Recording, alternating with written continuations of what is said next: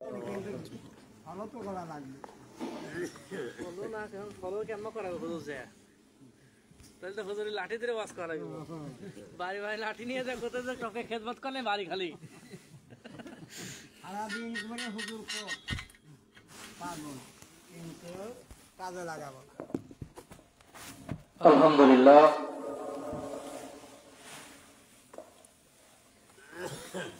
এখন আলোচনা নিয়ে আসবেন যার জন্য আমরা এত সময় অপেক্ষায় ছিলাম। সদস্যের গ্রাম থেকে আগত আজকের মাহফিলের মধ্যমণি। তো তার আগে আমি একটা কথা বলি যে আমার একতারপুরবাসী যারা বিছানায় পিঠ লাগায় ঘুমায় আছে, আজকের এই দিনের কথা কিন্তু কাল কিয়ামতের ময়দানে মনে পড়বে।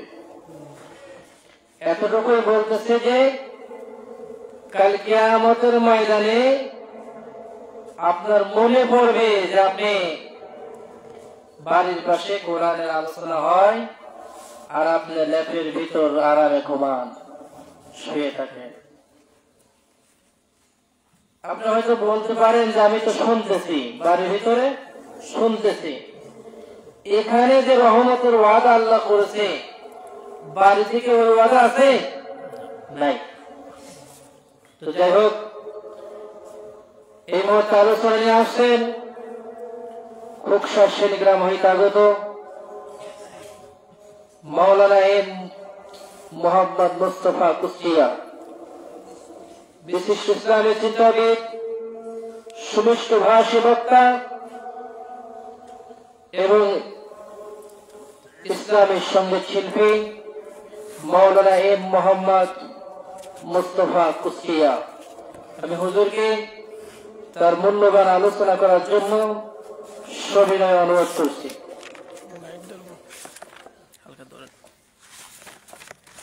লাইট দেন না, একটা দিলে লাইট দিলে ভালো হচ্ছে। ঝক ধরেন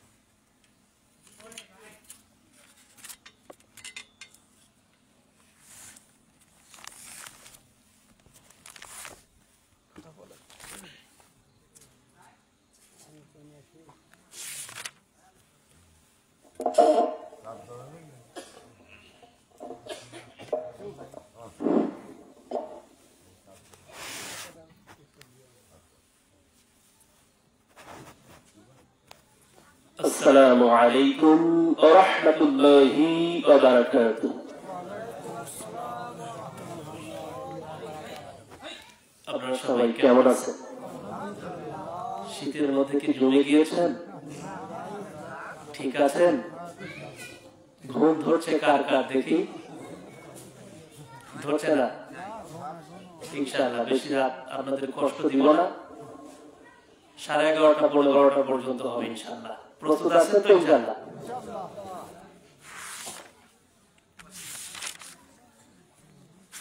আলহামদুলিল্লাহ, আলহামদুলিল্লাহ নাহমাদুহু ওয়া নাস্তাঈনুহু ওয়া নাস্তাগফিরুহু ওয়া নু'মিনু বিহি ওয়া নাতাওয়াক্কালু আলাইহি ونعوذ بالله من شرور أنفسنا ومن سيئات أعمالنا من يهدي الله فلا مضل له ومن يضلله فلا هادي له ونشهد أن لا إله إلا الله وحده لا شريك له ونشهد أن محمدا عبده ورسوله أرسله بالحق بشيرا ونذيرا وداعيا إلى الله بإذنه وسراجا منيرا فقد قال الله تعالى في كلامه المجيد والفرقانه الحميد আমার সাথে জবানটা খুলে বলেন আউযু বিল্লাহি মিনাশ শাইতানির রাজীম বিসমিল্লাহির রাহমানির রাহিম ইন্না ফী هذا لبلاغا لقوم عابدين وما أرسلناك إلا رحمة للعالمين إن الله وملائكته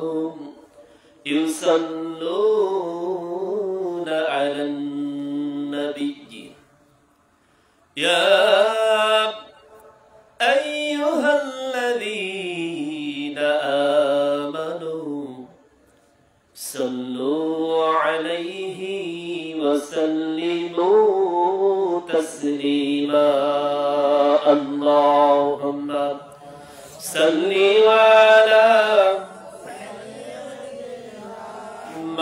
مولانا محمد وعلى آله شفيعنا محمد محبة الشفيع اللهم صل على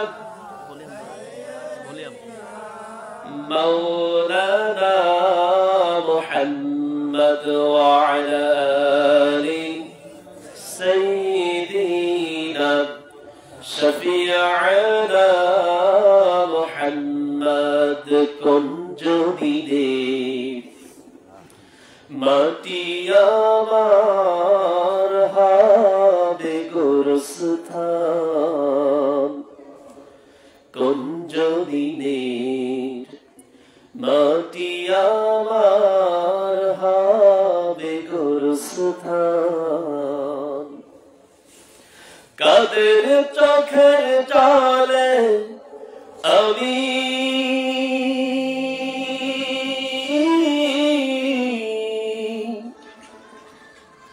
কাদের চোখের জলে আমি পাব পরিত্রাণ কুঞ্জবিনের মাটি আমার হবে গোরস্থান আল্লাহুম্মা সাল্লি আলা مولانا محمد وعلى آله شفيعنا محمد ও আমার প্রিয় নবীজি তোমার জন্য কাঁদি আমি ও আমার প্রিয় নবীজি তোমার জন্য কাঁদি আমি তোমায় পেতে কাঁদে সবাই তোমায় পেতে কাঁদে সবাই কাঁদে আমার দুটি আঁখি ও আমার প্রিয় নবীজি তোমার জন্য কাঁদি আমি আল্লাহুম্মা সাল্লি আলা مولانا محمد وعلى آله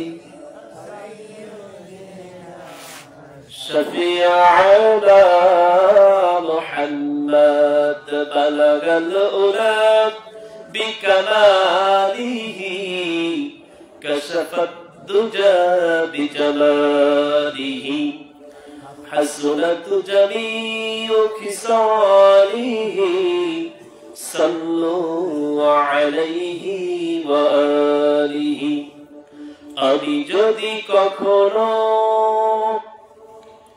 তায়েফে যাই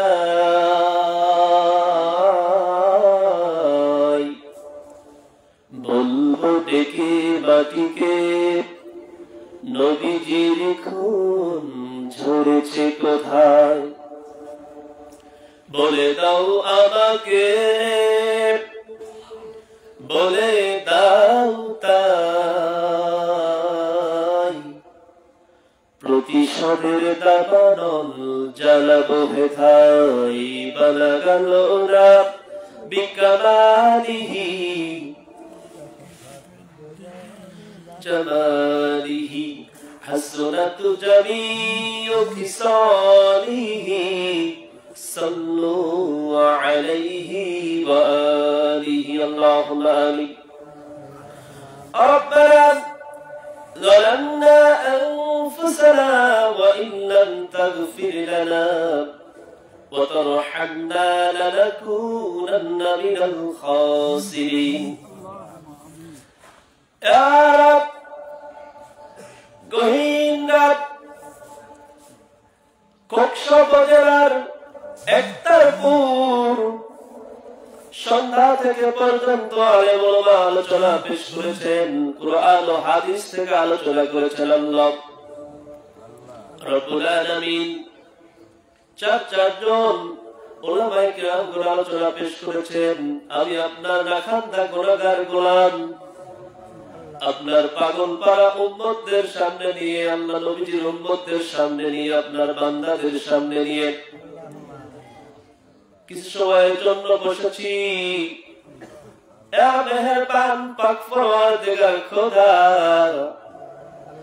আপনি আমার কণ্ঠ দিয়ে আপনার দিয়া জবান দিয়ে এমন কিছু কথা আপনার কালামুল্লাহ শরীফ নবীজির সুন্নাত হাদিস থেকে বের করে দিন যাতে করে আমি সহ সবাইকে আল্লাহ আমাদের একটা ফয়সালা নিয়ত হয়ে যায় রব্বুল আলামিন আজকের এই মাহফিলকে কবুল করে নিন মাহফিল শোনার জন্য দূর দূরান্ত থেকে আমার ভাইরা এসেছেন মুরব্বী চাচা জানারা এসেছেন সমবয়সী মানুষ ছোট বাচ্চারা এসেছেন আল্লাহ আল্লাহ যারা দূর থেকে কথা বলার জন্য এসেছেন পদ্মার অন্তলে আমার আবেদা সালেহা মা বোনেরা এসেছেন সবাইকে কবুল করে নিন কালকে আমাদের দিন কঠিন বিভীষিকাময় মুহূর্তে আল্লাহ মাথার মগজগুলি গিলগুলি রৌদ্রের তাপে যেদিন টকবক করে উঠবে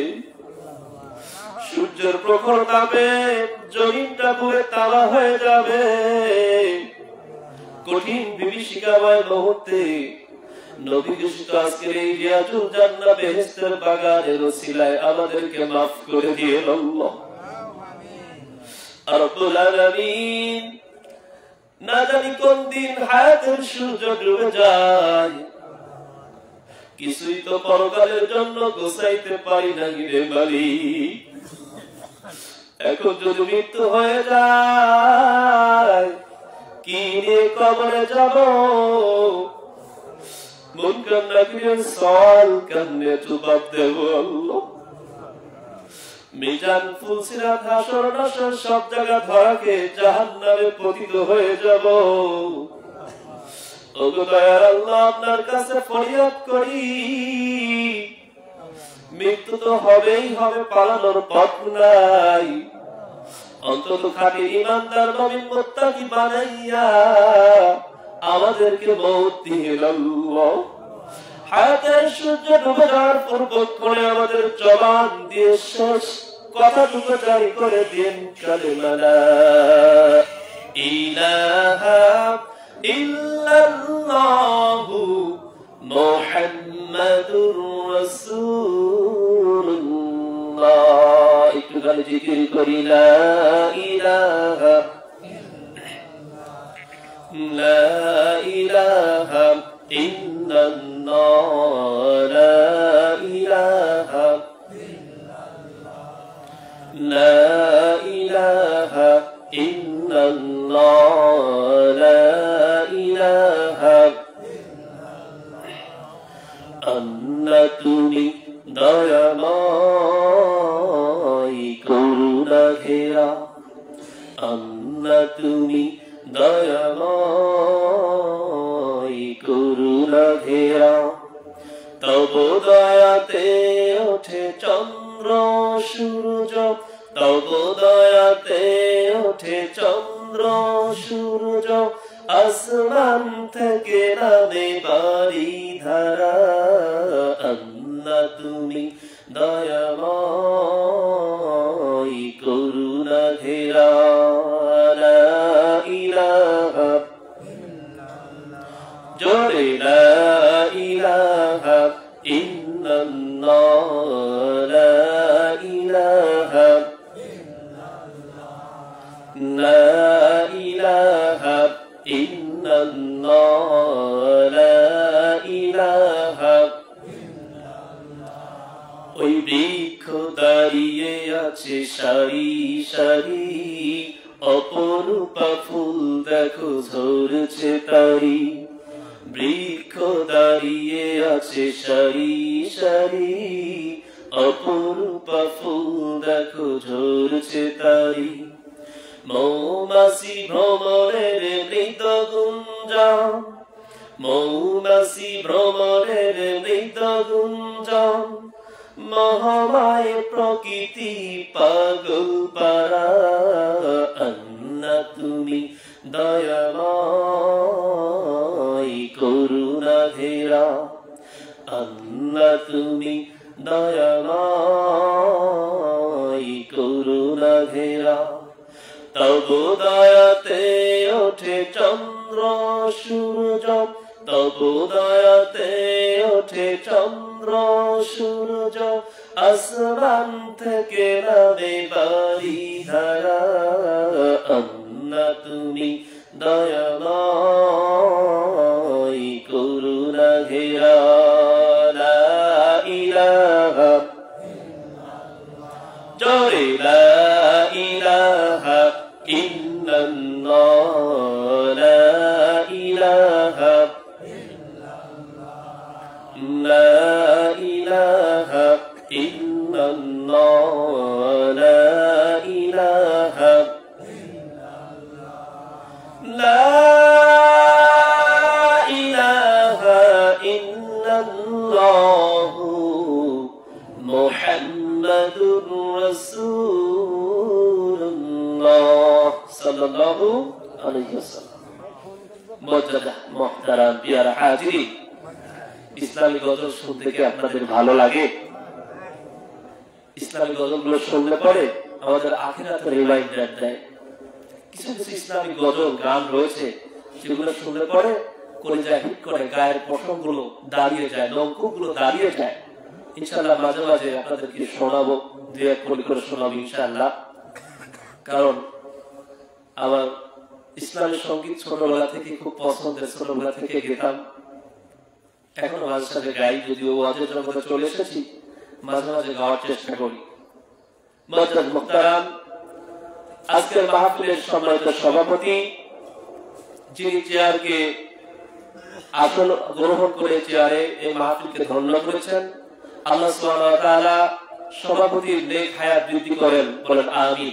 হায়াকাল্লাহ বারাকাল্লাহ ফিক আমার আগে আলোচনা করেছেন আপনাদের এলাকার ছেলে এলাকার কৃতি সন্তান মসজিদের ইমাম সাহেব তার আগে আলোচনা করেছেন আমার বড় ভাই ইকরাম হক খলিল আপনারা চিনেন আল্লাহ সুবহানাহু ওয়া তাআলা তার নেক হায়াত বৃদ্ধি করে দেন হায়াতুল্লাহ বারাকাল্লাহ ফিক তার আগে রাজীব হোসেন নামে হাফেজ সাহেব আলোচনা করেছেন তার আগে একজন করেছেন যত সম্ভব আমি পঞ্চম নম্বরে এসেছি আল্লাহ সুবহানাহু ওয়া তাআলা কবুল করুন যারা ইতিপূর্বে কথা বলেছেন সবার নেক হায়াত বৃদ্ধি করে দিন দিনের দায়ী হিসাবে কবুল করে দিন বলুন আমিন সুবহান আমিন মুআজ্জাজ মুহতারাম আল্লাহ রাসূল সাল্লাল্লাহু আলাইহি ওয়াসাল্লাম বলেছেন যেখানে কোরআন ও হাদিস থেকে কথা বলা হয়, সেই জায়গাটা দুনিয়ার কোনো জায়গা থাকে না, রিয়াজুল জান্নাত বেহেশতের বাগানে পরিণত হয়ে যায়। বলুন সুবহানাল্লাহ।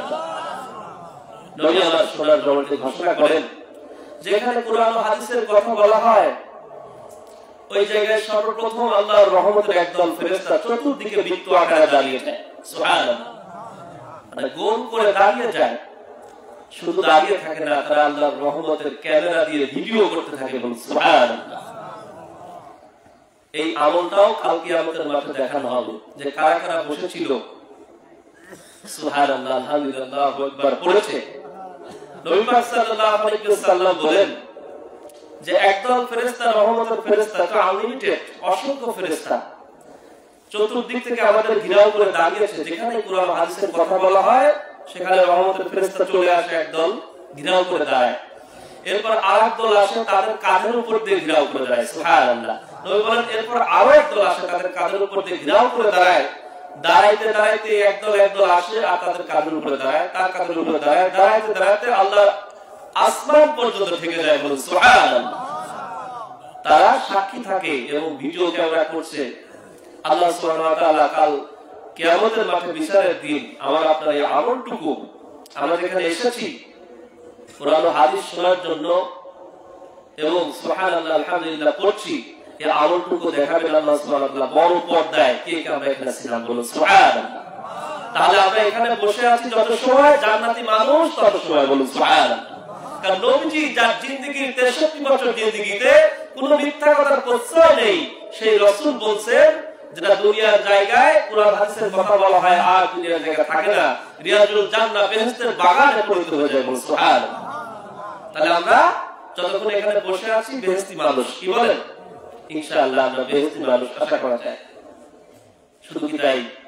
একবার সুবহানাল্লাহ আলহামদুলিল্লাহ আল্লাহু আকবার বলে আল্লাহর এই তাসবিহ যদি পড়েন, আল্লাহ রাসূল বলেন আসমান থেকে জমিন পর্যন্ত যত ফাঁকা জায়গা রয়েছে আল্লাহর নেকিতে পরিপূর্ণ হয়ে যায়। বলুন সুবহানাল্লাহ। সম্মানিত হাজির, আমি মূল আলোচনায় চলে যাই। আমি আপনাদের সামনে কোরআনুল কারীম থেকে আলোচনা করছি। এটা কি চেনেন আপনারা? কি এটার নাম? পবিত্র কোরআনুল কারীম, আমার আপনার জীবন বিধান, the complete code of life, পরিপূর্ণ জীবন বিধান। এটাই আমাদের জন্য এনাফ, এটাই বেস্ট। সম্মানিত হাজির, এটাই যথেষ্ট। বিসমিল্লাহর বা আর সূরা নাসের শেষে আছে সিন। কোরআনের শুরুতে কি আছে? বিসমিল্লাহির রহমানির রহিম। আল্লাহ রাসূল সাল্লাল্লাহু আলাইহি ওয়াসাল্লাম বলেন, তার সোনার জবানিতে ঘোষণা হচ্ছে 19 অক্ষরের বিসমিল্লাহির রহমানির রহিম আল্লাহ যদি না বানাইতো, সমস্ত পৃথিবী কাচের বাসনের মতো ভেঙে টুকরা টুকরা হয়ে যেত। বিসমিল্লাহির রহমানির রহিমের মধ্যে কয়টা অক্ষর? 19টা অক্ষর রয়েছে। তো বিসমিল্লাহর প্রথম শব্দটা হচ্ছে বা, শুরুতে আমি বা নিলাম। আর কুরআনুল কারীমের 114 নম্বর সূরা হচ্ছে সূরা আন-নাস। নাসের শেষে রয়েছে সিন। বা বিসমিল্লাহ শুরুতে বা নিলাম, নাসের সিন, নাস থেকে লাস্টের শব্দটা সিন নিলাম। বাসিন জবর বাস মানে এনাফ, যথেষ্ট, অনেক হয়েছে, আর দরকার নেই। বলুন সুবহানাল্লাহ। তাহলে কোরআনুল কারীমটা আমার আপনার জন্য বাস, এটাই এনাফ, এটাই যথেষ্ট, এটাই কমপ্লিট, এটাই পরিপূর্ণ। বলুন সুবহানাল্লাহ। তো আপনাদের কোরআন থেকে শোনাবো, কোরআনুল কারীমের মধ্যে আল্লাহ সুবহানাহু ওয়া তাআলা কত সুন্দর করে বলছেন। সম্মানিত হাজির, আপনাদের সামনে আমি 2টা আয়াত কারিমা তেলাওয়াত করেছি, বেশি তেলাওয়াত করি নাই, বেশি রাত আপনাদের কষ্ট দিব না। 10টা 15 বাজে ইনশাআল্লাহ 11:30 পর্যন্ত থাকবেন তো ইনশাআল্লাহ, নাকি আমাকে ফেলে রেখে আপনারা চলে যাবেন লিখে নিছে? আমি আপনাদের মেহমান হয়ে আসছি, কি বলেন? দূর থেকে এসেছি, এই শীতের মধ্যে দূর থেকে এসেছি আপনাদেরকে সাথে সাক্ষাৎ করার জন্য, কিছু কথা শোনানোর জন্য। তো শুনবেন, আমলের নিয়তে চেষ্টা করবেন ইনশাআল্লাহ। সম্মানিত হাজির, আপনাদের সামনে কোরআনুল কারীমের 21 নম্বর সূরা, সূরাতুল আম্বিয়া। কত নম্বর সূরা? 114টা সূরা রয়েছে কোরআনের মধ্যে, জানেন? যেটা আগে বললাম, the complete code of life, পরিপূর্ণ জীবন বিধান। আমার আপনার জন্য এটা গাইডলাইন, পথ দেখাবে। এর মধ্যে চাষবাস, ব্যবসা বাণিজ্য, চাকরি বাকরি সব আছে। কোরআনের শুরুতে কিন্তু বলা হচ্ছে লা রাইবা ফি, এর মধ্যে কোনো সন্দেহ নাই।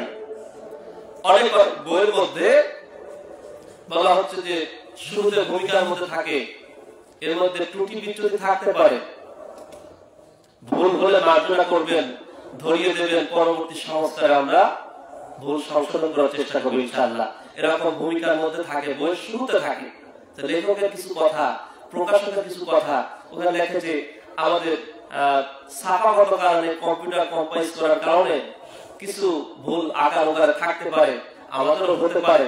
তো যদি ভুল হয় ক্ষমাসুন্দর দৃষ্টি দেখবেন, মার্জনা করবেন, আপনারা ধরিয়ে দিলে পরবর্তী সংস্কারে আমরা সংশোধন করে দেব। কিন্তু কোরআন এমন জিনিস যে কোরআনের শুরুতেই, সূরা বাকারার শুরুতে বলা হচ্ছে লা রাইবা ফি, যালিকাল কিতাবু লা রাইবা ফি, এতে কোনো সন্দেহের অবকাশ মাত্র নাই। সুবহানাল্লাহ, সন্দেহের কোনো অবকাশ নাই। একটা যে যেমন নোকতা পেশ, কোনো কিছু ভুল নাই।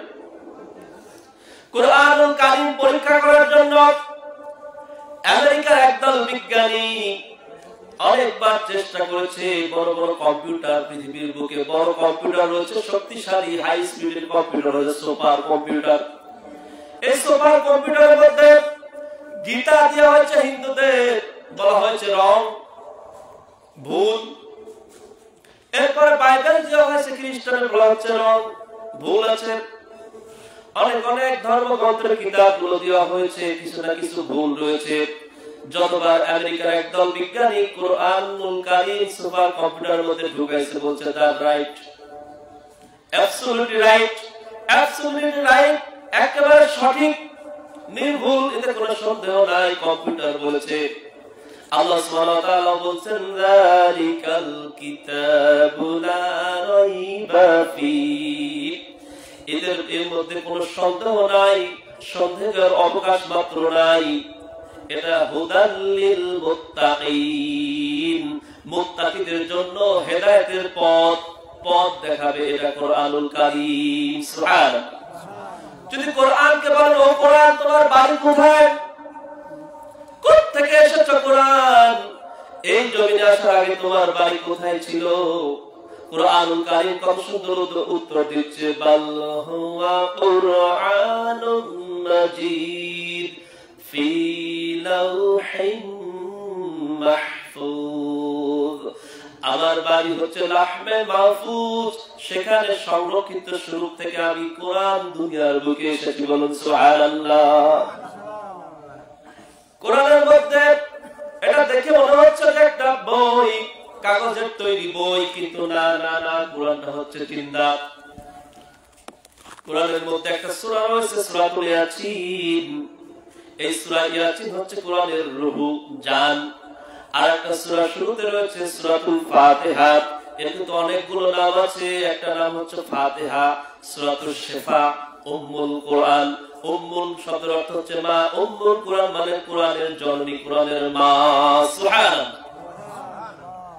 তাহলে কোরআনকে প্রশ্ন যদি করি, কোরআন তোমার বাড়ি কোথায়, কোরআন কত সুন্দর বলছে যে আমি লাহে মাহফুজ থেকে এখানে এসেছি, লাহে মাহফুজ আমার বাড়ি। আল্লাহর আরশের আযমের লাহে মাহফুজ, ওখানে কোরআন লেখা আছে, আল্লাহর কুদরতি কায়দায় অক্ষরে লেখা আছে। ওই কোরআন ধরাও যাবে না, ছোঁয়াও যাবে না, কোনো মানুষ, জিন, পরিদত্ত দানব কেউ যেতে পারবে না, কোনো ফেরেশতাও যেতে পারবে না। আল্লাহ সুবহানাহু ওয়া তাআলা কোরআনটা নিজের কাছে সংরক্ষিত রেখেছেন। সেখান থেকে জিবরাইল আলাইহিস সালামের মারফতে কোরআন সুদীর্ঘ 23 বছর ধরে আল্লাহ রাসূলের উপর অবতীর্ণ হয়েছে। এখন আমরা আস্তে আস্তে কালের পরিক্রমায় বই পেয়েছি। এই কোরআন তো এরকম ছিল না। কোরআন যখন নাযিল হয়েছে তখন আল্লাহ রাসূল সাল্লাল্লাহু আলাইহি ওয়াসাল্লাম বলতে বলেছেন, সাহাবায়ে কেরামগণ কখনো গাছের বাকলের উপর লিখে রেখেছেন, কখনো পাথরের উপর লিখে রেখেছেন, পশুর চামড়ার উপর লিখে রেখেছেন। হযরত উসমান জুন নুরাইন,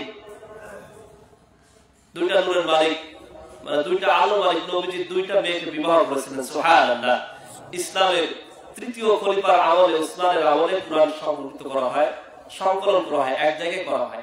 উনি ভাবলেন এই কোরআন তো ছিটিয়ে ছড়িয়ে রয়েছে, অনেক হাফেজ কোরআন ছিল আল্লাহ রাসূলের সাহাবী, কোরআন হেফজ করেছিলেন, তাদের এই মাথার মধ্যে কোরআন মুখস্থ ছিল, কলিজার মধ্যে ছিল।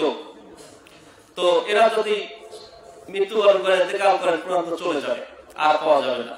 তো পরবর্তী উম্মার কথা চিন্তা করছেন যে কিয়ামত পর্যন্ত কোরআনকে কিভাবে রাখা যায়, সংরক্ষণ করে রাখা যায়। আবার অনেক গাছের পাতায়, গাছের বাকলে, পশুর চামড়ার উপর, পাথরের উপর কোরআন খোদাই করে লেখা ছিল। তো এগুলো তো হারায় যাবে, নষ্ট হয়ে যাবে। কোরআনকে কিভাবে একত্রিত করা যায় উনি সংরক্ষণ করলেন, লেখা ধরলেন কোরআনুল কারীম। আল্লাহ সুবহানাহু ওয়া তাআলার কুদরতি জিনিস আস্তে আস্তে সেই সময়ের হাতে লিখিত অবস্থায়, তারপর যখন ছাপা মেশিন আসলো, ছাপাইতে ছাপাইতে কত সুন্দর এখন কলিকাতা হরফের কোরআন দেখা যায়, চোখ চোখে পকপকে কত সুন্দর আমরা হাতে পেয়েছি, কিন্তু কোরআন এরকম ছিল না। সম্মানিত হাজির, মূল আলোচনায় চলে যাচ্ছি। তো কোরআনুল কারীম আমার আপনার পথ দেখানোর সাথী, পথ দেখাবে। এই কোরআনের সাথে থাকতে রাজি আছেন ইনশাআল্লাহ? কারা কারা রাজি আছে হাত তুলে দেখাই। নারায়ে তাকবীর, নারায়ে তাকবীর। আল কোরআনের আলো, আল হাদিসের আলো, সংসারে জানো। নারায়ে তাকবীর। কোরআনের রঙে জমিটাকে রঙিন করবে ইনশাআল্লাহ। সমস্ত মুসলিম উম্মাহ এক হলে কোরআন দিয়ে দেশ পরিচালনা হবে। কোরআনের শাসন জমিনের মধ্যে যদি প্রতিষ্ঠা হয়, কোনো অশান্তি বাংলার জমিনে আর ঠাঁই পাবে না। শয়তান দৌড়ে পালাবে। কোরআনের আইন, কোরআনের বিচার, শাসন শুরু হলে ইনশাআল্লাহ এটাই হবে। সম্মানিত হাজির, আপনাদের সামনে তেলাওয়াত করেছি সূরাতুল আম্বিয়া। সূরাতুল আম্বিয়া শব্দের অর্থ হলো নবীগণ। আম্বিয়া শব্দের অর্থ নবীগণ। 21 নম্বর সূরার 106 নম্বর আয়াত, 107 নম্বর আয়াতে কারিমা তেলাওয়াত করেছি। আল্লাহ তাআলা বলেন, ইন্না ফী হাযা লাবালাগান লিকওমিন আবিদিন ওয়া মা আরসালনাকা ইল্লা রাহমাতাল লিল আলামিন। সূরা আম্বিয়া 106 নম্বর 107 নম্বর আয়াত। আল্লাহ রাব্বুল আলামিন বলেন, ইন্না ফী হাযা লাবালাগান লিকওমি আবিদিন। নিশ্চয়ই ইহা একটি বাণী ওই কওমের জন্য, লিকওমিল আবিদিন, যারা ইবাদত বন্দি করে। নিশ্চয়ই ইহা একটি বাণী, ইহা বলতে কোরআনুল কারীম কি? আল্লাহ বলছেন নিশ্চয় ইহা একটি বাণী ওই কওম, ওই সম্প্রদায়, ওই গোষ্ঠীর জন্য, আবিদিন, যারা ইবাদত বন্দি করে। বলুন সুবহানাল্লাহ। এরপর আল্লাহ সুবহানাহু ওয়া তাআলা পরে আয়াতে বলছেন 107 নম্বর আয়াত, ওয়া মা আরসালনাকা ইল্লা রাহমাতাল লিল আলামিন। আল্লাহু আকবার। আল্লাহ সুবহানাহু ওয়া তাআলা বলছেন, হে নবী, আমি তো আপনাকে শুধু সারা দুনিয়ার জন্য, তাম বিশ্বের জন্য রহমত স্বরূপ পাঠিয়েছি। সুবহানাল্লাহ। রহমত মানে দয়ার নবী হিসেবে আল্লাহ সুবহানাহু ওয়া তাআলা আমার আপনার নবীকে প্রেরণ করেছেন। ওয়া মা আরসালনাকা ইল্লা রাহমাতাল লিল আলামিন। হে নবী, আমি তো আপনাকে শুধু সারা বিশ্বের জন্য, এই তামাম জাহানের জন্য, সমস্ত কুল কায়নাত মাখলুকাতের জন্য রহমত স্বরূপ প্রেরণ করেছি, পৃথিবীতে পাঠিয়েছি। সুবহানাল্লাহ। এই দুইটা আয়াতের উপর ইনশাআল্লাহ কথা হবে। সম্মানিত হাজির, আল্লাহ সুবহানাহু ওয়া তাআলা যে কথা বলছেন, ইন্না ফি হাযা, নিশ্চয় ইহা, লাবালাগান, নিশ্চয় ইহা একটি কিতাব, একটি বাণী, নিশ্চয় ইহা একটি বাণী, লিকওমিন, ওই সম্প্রদায়ের জন্য, কওমের জন্য। কওম মানে সম্প্রদায়, গোষ্ঠী, ওই জাতির জন্য। কাদের জন্য? আবিদিন, যারা ইবাদত বন্দি করে। তাহলে আল্লাহ সুবহানাহু ওয়া তাআলা কি বোঝালেন? এই কোরআন কাদের জন্য? যারা ইবাদত বন্দি করে। কাদের জন্য বাণী? বাণী শব্দের অর্থ হচ্ছে কথা, সংবাদ, মেসেজ, অনেকগুলো অর্থ হয়। ওই কওমের জন্য, ওই গোষ্ঠীর জন্য যারা আল্লাহর ইবাদত বন্দেগীতে মশগুল থাকে। এখন বলেন তো ইবাদত শব্দের অর্থ কি? ইবাদত শব্দের অর্থ হলো গোলামি করা, দাসত্ব করা। আল্লাহ তাআলা বলেন ওয়া মা খালাকুতু জিন্নি মিনাল ইনসি ইল্লা লিয়াবুদুন। ওমা খালাকতু, আমি সৃষ্টি করেছি জিন্নি মিনাল ইনসি, জিন এবং মানুষকে, ইল্লা লিয়াবুদুন, কেবলমাত্র শুধুমাত্র আমার ইবাদত বন্দেগী করার জন্য, গোলামি করার জন্য। আল্লাহ সুবহানাহু ওয়া তাআলা বলেছেন কোরআনের মধ্যে। তখন ইবাদত শব্দের অর্থ কি? ইবাদত শব্দের অর্থ হচ্ছে 5 ওয়াক্ত নামাজ সঠিক সময়ে জামাতের সাথে পড়া, হালাল রিজিক অন্বেষণ করা, এটা একটা ইবাদত। হালালের মধ্যে যদি না থাকে আমার আপনার ইবাদত বন্দেগী হবে? কি বলেন? হবে না। হালাল রুজি, হালাল খাবার পেটে না গেলে ইবাদত হবে না। অতএব সমস্ত ইবাদত কবুল হওয়ার পিছনে পূর্ব শর্ত হচ্ছে হালাল রোজগার। কি বলেন? হালাল রোজগার, হালাল অন্বেষণ, জীবিকা। সম্মানিত হাজিরিন, তো হালাল কামাই করতে হবে, হারামের পথে যাওয়া যাবে না। সুদ, ঘুষ এর পিছনে যাওয়া যাবে? যাওয়া যাবে না। অন্যের ঠকায় জিনিস আনা যাবে? কারণ গাছের তেল ফল চুরি করে খাওয়া যাবে? ওজনে কম দেওয়া যাবে? কাজের লোক যে কাজ করতেছে সে যদি ফাঁকি দেয়, ওটা হালাল থাকবে? থাকবে না। অনুরূপ ভাবে আমি আপনি এই ইবাদত বন্দেগী করবো, আল্লাহ ইবাদত বন্দেগী করছেন, এটা কিতাব, এটা সেই মানে ইহা হচ্ছে এমন একটি বাণী ওই কওমের জন্য, সম্প্রদায়ের জন্য যারা ইবাদত করে। এখন ইবাদতের মধ্যে ঢুকতে গেলে আমার আপনাকে সর্বপ্রথম আমার আপনার খাওয়াটা হালাল করতে হবে। সম্মানিত হাজিরিন, আমরা জানি নামাজের মধ্যে 13টা ফরজ রয়েছে। তার মধ্যে একটা ফরজ হলো শরীর পাক। কি পাক? শরীর পাক। শরীর পাক শব্দের অর্থ হলো ওযু গোসল নয়। শরীর পাক শব্দের অর্থ হলো আমার আপনার রক্ত মাংস পাক হতে হবে। এখন হারাম পয়সার খাবার দিয়ে যদি আপনার শরীরটা পাক হয় তাহলে নবীর হাদিস মিথ্যা হয়ে যাবে, এটা কোশ্চিনকালও সম্ভব না। নবী আবার বলেন আল্লাহ সুবহানাহু ওয়া তাআলা খাঁটি একবার নির্ভেজাল অথেন্টিক মানুষকে জান্নাতের মধ্যে জায়গা দিবেন। কোন রকম হারামের জায়গা জান্নাতের মধ্যে নাই। অতএব হারাম পয়সায় টাকায় খাবার খেয়ে যার শরীরের মধ্যে হারাম রক্ত মাংস হয়েছে, ওর সারা জীবন ইবাদত বন্দেগী করতে করতে কপালে ঘা যদি হয়ে যায়, হাত পা যদি নোলা হয়ে যায়, নামাজ পড়তে পড়তে ব্যথা হয়ে যায়, কোমর বাঁকা হয়ে যায়, তারপরও আল্লাহর জান্নাতে তার জায়গা হবে না। কেননা তার খাবারটা হারাম ছিল, হারাম পয়সায় ছিল, হারাম টাকায় ছিল। হারাম উপার্জনে খাবার খাওয়ার কারণে শরীরের রক্ত মাংস যতটুকু বৃদ্ধি পেয়েছে, যতটুকু বেশি হয়েছে, ওইটুকু তার হারাম হয়ে গিয়েছে। 1 মণ দুধের মধ্যে যদি একটু দানা আপনার গোবর পড়ে বা গরুর চানা পড়ে, ওই দুধ কি কেউ খাবে? চোখে দেখা সত্ত্বে কেউ খাবে না। অনুরূপ ভাবে অনেক দুধের মধ্যে যদি একটু লেবু দেওয়া হয়, সমস্ত দুধ ভালো থাকবে না, নষ্ট হবে, নষ্ট হয়ে যাবে।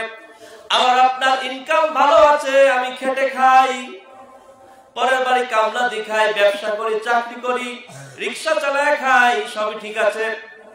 কিন্তু অন্যায় ভাবে 5টা টাকা কারোর কাছ থেকে নিয়ে এসেছি, ধোঁকা দিয়ে নিয়ে এসেছি, 5 টাকা সুদের টাকা, ঘুষের টাকা আমার এই হালাল ইনকামের মধ্যে ঢুকে গিয়েছে।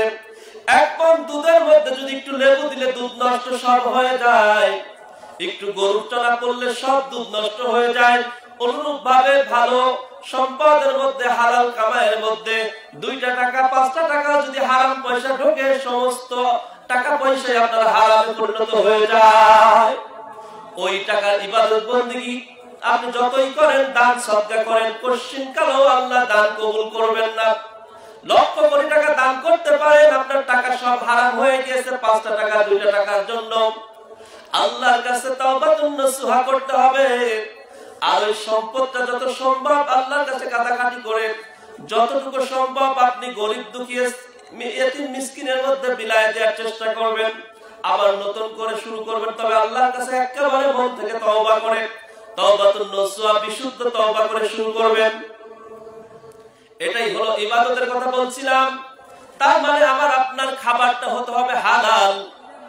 টেবিল ভর্তি হারাম খাবারের থেকে আমার হালাল টাকায় একটু শাক ভর্তা, আলু ভর্তা ভালো, ঠিক কিনা বলেন?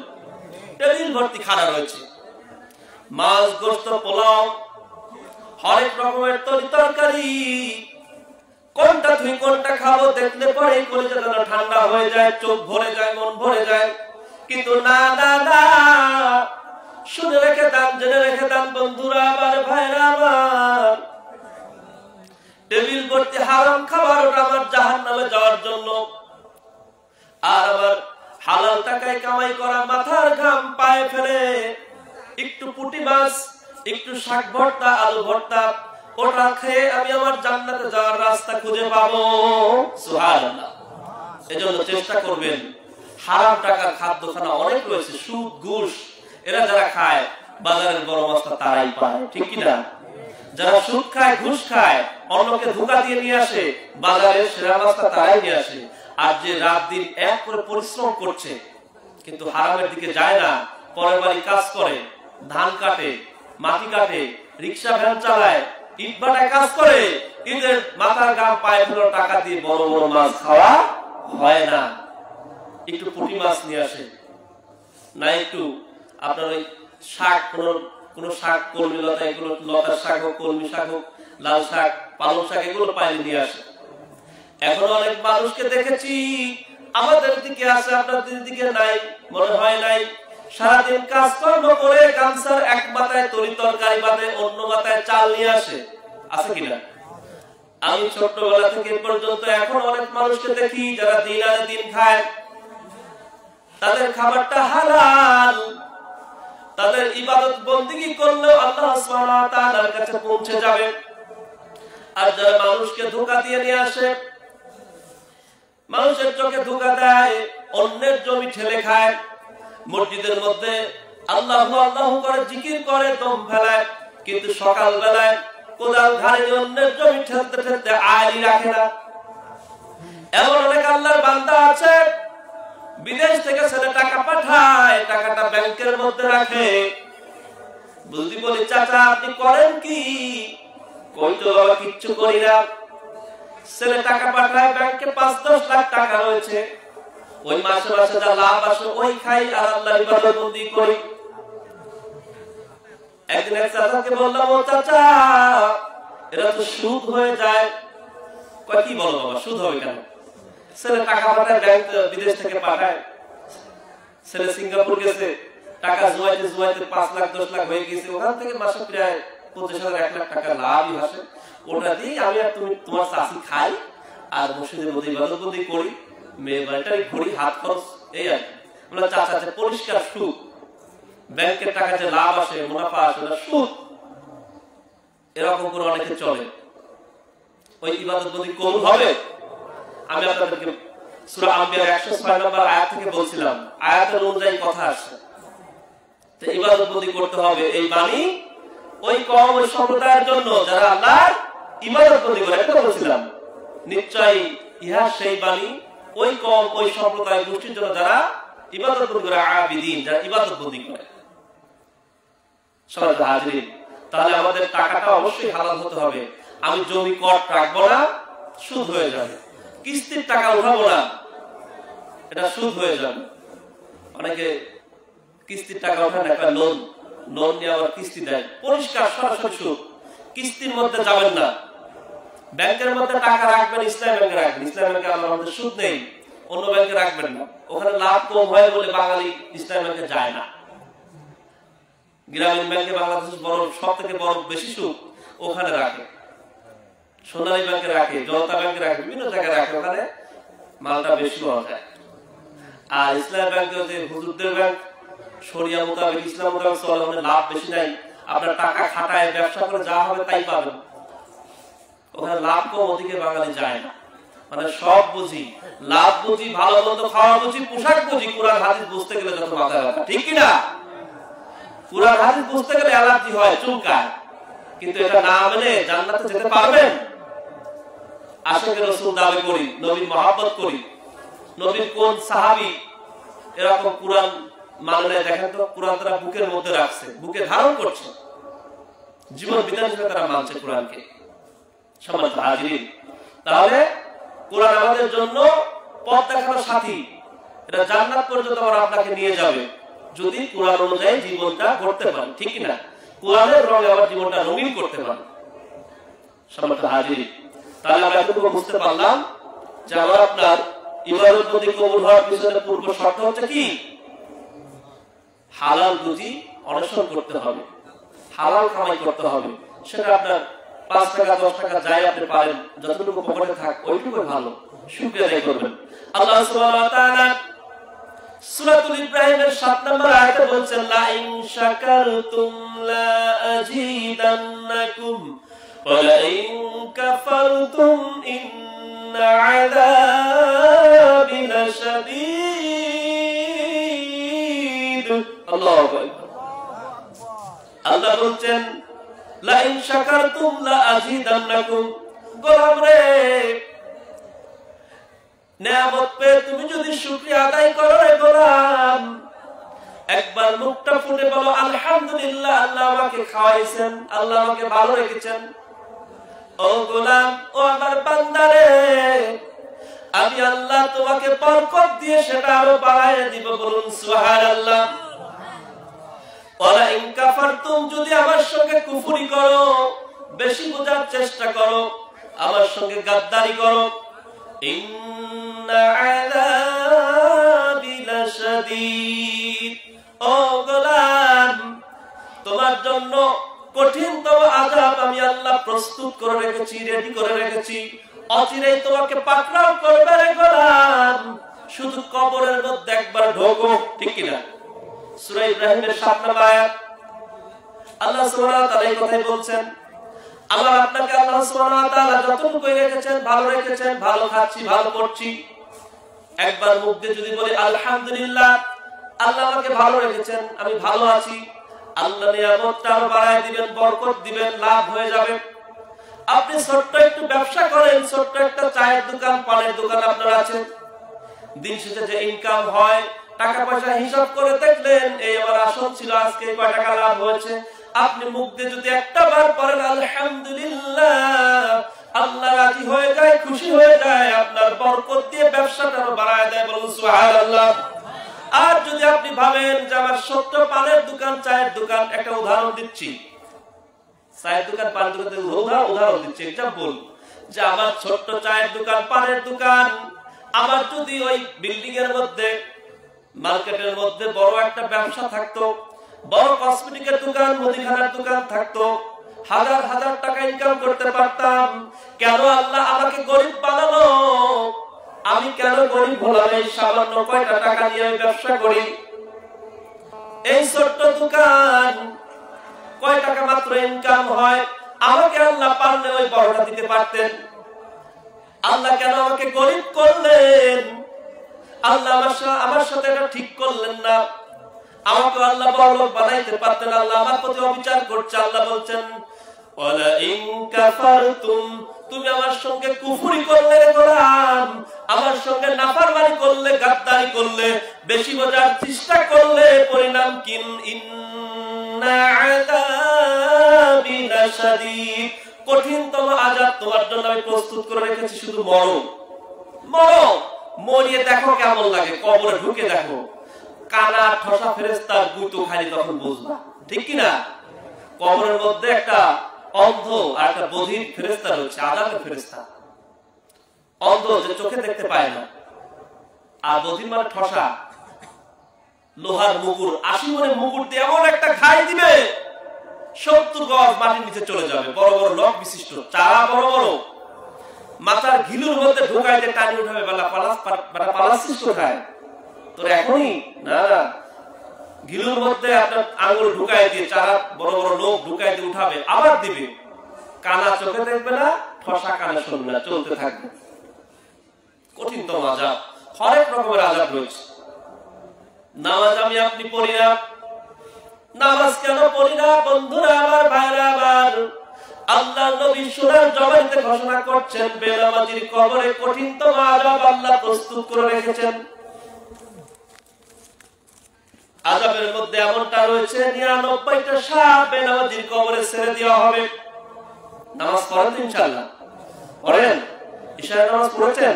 এখন হাত তুলতে বলে দেখা যাবে অনেকেই পড়েছেন, অনেকেই পড়েন নাই। কিন্তু আমার আপনার কাছে, আমার আপনার উপর ইশারের, আমাদের আগে নামাজটা গিয়েছে কি ইশারের 4 রাকাত ফরজ নামাজ।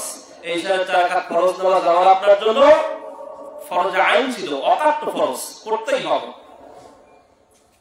আমি আপনি পাগল বলে আমার আপনার মাপ, যে পাগল, মাথার ব্রেন ঠিক নাই, ল্যাংটা প্যাংটা পথে ঘুরে বেড়ায়, ওর জন্য মাপ। কিন্তু আর কারোর জন্য নামাজ কিন্তু মাপ নেই। যদি অসুস্থ হঠাৎ সেন্সলেস হয়ে যায়, অজ্ঞান হয়ে যায়, তারপর আপনাকে যে কয়েকটা নামাজ কাজা হয়েছে, যখন জ্ঞান ফিরবে, সুস্থ হবে, ওই কাজা কয়েকটা করে দিতে হবে, সাথ দেওয়া হবে না। আল্লাহ নবী বলেন, বেনামাজি কবরের মধ্যে ঢোকার সঙ্গে সঙ্গে কবরটা গরম হতে শুরু করবে। মুনকার নাকিরের সওয়াল সে জবাব দিতে পারবে না, শুধু বলবে হা হা লাদ্রি, হা হা লাদ্রি, হা হা লাদ্রি। হাদিস শোনাচ্ছি, আমার তো কিছুই মনে আসছে না, কিছুই তো আমি স্মরণ করতে পারছি না। একজন আমাকে নামাজের ওয়াজ করার জন্য বলেছেন, এজন্য নামাজ বিষয়ে একটু টাচ দিচ্ছি।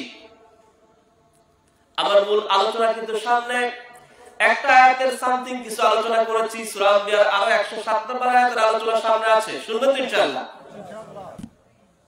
আল্লাহ রাসূল বলেন, বেনামাজি কবরের মধ্যে রাখার পর কবরটা গরম হতে শুরু করবে। এরপর মুনকার নাকির তার কাছে ভয়ঙ্কর রূপ ধারণ করে আসবে। গায়ের লোমগুলো কুণ্ডলি পাকানো, বড় বড় পাটের আঁশের মতো বড় বড় মুচড়া থাকবে, কুণ্ডলি পাকানো থাকবে, চোখ দুটা বড় বড়, রক্ত বের হয়ে যাচ্ছে, মাথায় আলোর হবে, দাঁতগুলো মূলার মতো বড় বড় হবে, ভয়ঙ্কর গর্জন ছেড়ে বেনামাজির কবরে আসবে। দেখেই কাম সারা, দেখেই কাজ সারা। এরপর বেনামাজিকে যখন প্রশ্ন করা হবে, মান রব্বুকা, তোমার রব কে? তোমার আইনদাতা, বিধানদাতা, পালনকর্তা, রিজিকদাতা। রবের অনেকগুলো অর্থ হয়, প্রায় 50টার বেশি অর্থ হয়। সুবহানাল্লাহ। তোমার রব কে? মান রব্বুকা, রব কে? সে বলবে হা হা লাদ্রি, আমি কিছুই মনে নাই, কিছুই মনে করতে পারছি না, আমার কিছু মনে আসছে না। এরপর বলবে অমান দিনুকা, তোমার জীবন ব্যবস্থা কি ছিল, ধর্ম কি ছিল, কোন ধর্মের লোক ছিলে তুমি, জীবন ব্যবস্থা কি ছিল, তোমার দিন কি ছিল? সে বলবে হা হা লাদ্রি, আমি তো কিছুই মনে করতে পারছি না, কিছুই আমার স্মরণে নাই, মাথায় আসছে না। এরপর আল্লাহ রাসূলের চেহারা মোবারকের ছাপ দেখানো হবে। মুনকার নাকির ডাক দিয়ে বলবে হাজা রাজুলু, এই পুরুষটিকে, রাজুল শব্দের অর্থ পুরুষ, হাজা রাজুলু, হাজা মানে এই বা ইহা, এই পুরুষটিকে, এই ব্যক্তিটিকে। জীবনে তো রাসূলের দল করে নাই, করছে? রাসূলের দল যে করে তাকে মারে, কাটে, জেল দেয়, ফাঁস দেয়, জরিমানা দেয়, বিছানায় পিঠ লাগায় ঘুমাইতে পারে না। পুলিশের ভয়, অন্য নেতা নেত্রীর ভয়, সন্ত্রাস ডাকাতের ভয়। রাসূলের দল করলে পরে তার এরকমই হয়। রাসূলের দল জীবনে করে নাই, কোন নামে মামলা নাই, কেস নাই, জেল নাই, ফাঁস নাই, নবীজিকে চেনে নাই, শুধু মুখে মুখে বলছে আশিকে রাসূল, নবীকে মহব্বত করি, মিলাদে নবী পালন করছে, নবীর উপর দোয়া দরুদ পড়ছে, জিলাপি বাতাসা খেয়ে চলে আসছে।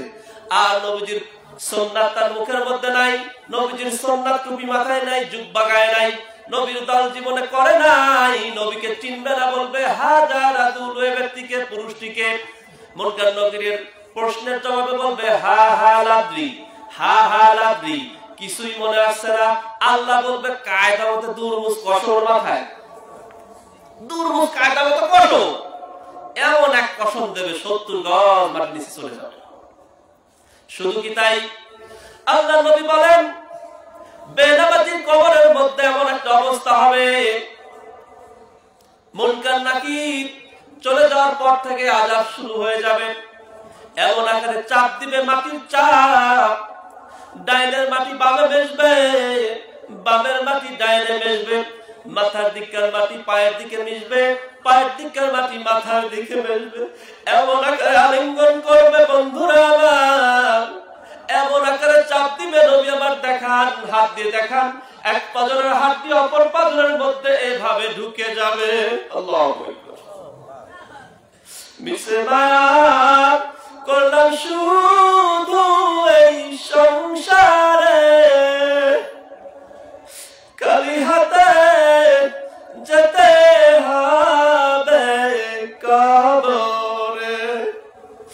কিসে মায়া করলাম শুধু এই সংসারে,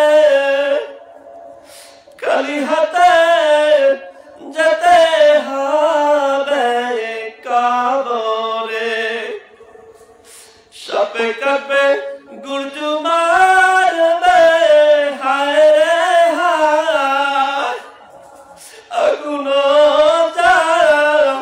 আলাইয়া দিবে কলিজায়, আগুন লাইয়া দিবে কলিজায়। বন্ধু রে বান্ধব নাই রে কবরে, ও আল্লাহ একা একা থাকবো বলো কেমনে। আল্লাহু আকবার। কবর আযাব সহ্য করার ক্ষমতা কারণ নাই।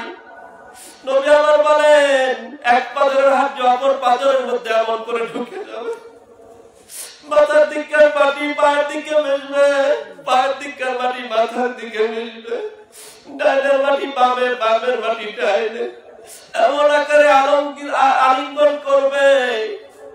ও আল্লাহর গোলাম, মানুষ একেবারে রুটি পিঠার মতো হয়ে যাবে। নবী বলেন লা ইয়াহইয়া ওয়া লা ইয়ামুতু, মরবেও না বাঁচবেও না, শুধু আযাব আর চিৎকার করতে থাকবে। সহ্য করতে পারবেন? পারবেন? তানবীহুল গাফিল কিতাবের মধ্যে এসেছে কবর আযাবের কথা আসলো। তানবীহুল গাফিল উর্দুতে লেখা একটা কিতাব। এই কিতাবের মধ্যে এমন একটা কথা আসছে, হযরত ঈসা আলাইহিস সালাম এর মুজিজা ছিল, তিনি কিন্তু মুর্দা মানুষকে জীবিত করতে পারতেন। অনেকগুলো মুজিজা ছিল হযরত ঈসা আলাইহিস সালামের। মুর্দা মানুষকে তিনি জীবিত করতে পারতেন, আবার মাটি দিয়ে কোনো পশু পক্ষী বানায় ফু দিলে ওটা জীবিত হয়ে আকাশে উড়ে চলে যেত। সুবহানাল্লাহ। ঈসা আলাইহিস সালামের মুজিজা, মুজিজা শব্দের অর্থ হলো অলৌকিক আশ্চর্যজনিত ঘটনা। আমার আপনার নবীজির মুজিজা ছিল ৪৫০০ মতো, বলুন সুবহানাল্লাহ। আমার আপনার নবীকে দিয়ে আল্লাহ সুবহানাহু ওয়া তাআলা মুজিজা অলৌকিক আশ্চর্যজনিত ঘটনা ঘটিয়ে দিয়েছিলেন ৪৫০০ মতো। সুবহানাল্লাহ।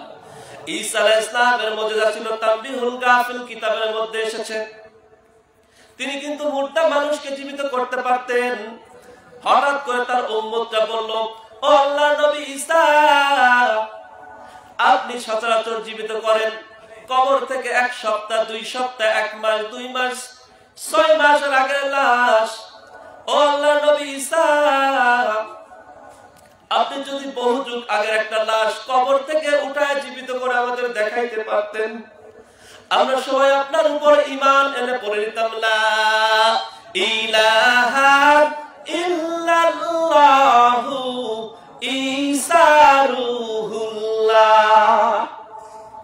এক নবীর উপর এক এক কালেমা, লা ইলাহা ইল্লাল্লাহ, ঠিক আছে, কিন্তু ঈসার সময় ঈসা রূহুল্লাহ, মুসার সময় মুসা কালিমুল্লাহ, ইব্রাহিমের সময় ইব্রাহিম ও খলিলুল্লাহ। আমরা আপনার নবীর সময় লা ইলাহা ইল্লাল্লাহু মুহাম্মাদুর রাসূলুল্লাহ সাল্লাল্লাহু। ঈসা আলাইহিস সালাম করলেন কি, তার উম্মতদের নিয়ে একটা কবরের কাছে গেলেন। এই কবরটা ছিল হযরত সাম। নূহ আলাইহিস সালাম, তাকে দ্বিতীয় আদম বলা হয়। ভালো লাগছে? ভালো লাগছে আপনাদের? চলবে? হযরত নূহ আলাইহিস সালামকে দ্বিতীয় আদম বলা হয় জন্য, ও আমার ভাইরা, আমার বন্ধুরা আমার, হযরত আদম আলাইহিস সালামের পরেই কিন্তু পৃথিবীতে আল্লাহ নবী হিসেবে এসেছিলেন, রিসালাতের দাওয়াত নিয়ে এসেছিলেন নূহ আলাইহিস সালাম। এজন্য তাকে দ্বিতীয় আদম বলা হয়। এই নূহ আলাইহিস সালামের একটা সন্তানের নাম ছিল হযরত সাম। আল্লাহ নবী ঈসা আলাইহিস সালাম যখন তার উম্মতরা ছাড়েন না, ডাক দিয়ে বলছেন, আল্লাহ নবী ঈসা, আপনি যে লাশ জীবিত করেন ১ সপ্তাহ, ২ সপ্তাহ, ১-২ মাস, ৬ মাসের লাশ, বহু যুগ আগের একটা লাশ আপনি জীবিত করে দেখেন, আমরা আপনার উপর কালেমা পড়ে ঈমান আনবো। আপনার খোদাকে মেনে নিব। আল্লাহ রাব্বুল আলামিন আল্লাহ নবী ঈসাকে দিয়ে একটা মুজিজা দেখায়া দিলেন। আল্লাহ নবী ঈসা একটা কবর পাশে দাঁড়ালেন, ভেঙে চুরে জীর্ণ শীর্ণ হয়ে গিয়েছে, কবরের কোনো অস্তিত্বই নাই, বোঝাই যাচ্ছে না কবর। ঈসা আলাইহিস সালাম ডাক দিয়ে বললেন, ও আমার উম্মতরা, সাথীরা, এই যে দেখো এখানে কি কবর মনে হচ্ছে? একটু মাটিটা দাবা দাবা আর একেবারে ঘাস হয়ে গিয়েছে, জীর্ণ শীর্ণ, কবরের কোনো অস্তিত্ব নাই, বিলীন হয়ে গিয়েছে, বোঝাই যাচ্ছে না এটা কবর।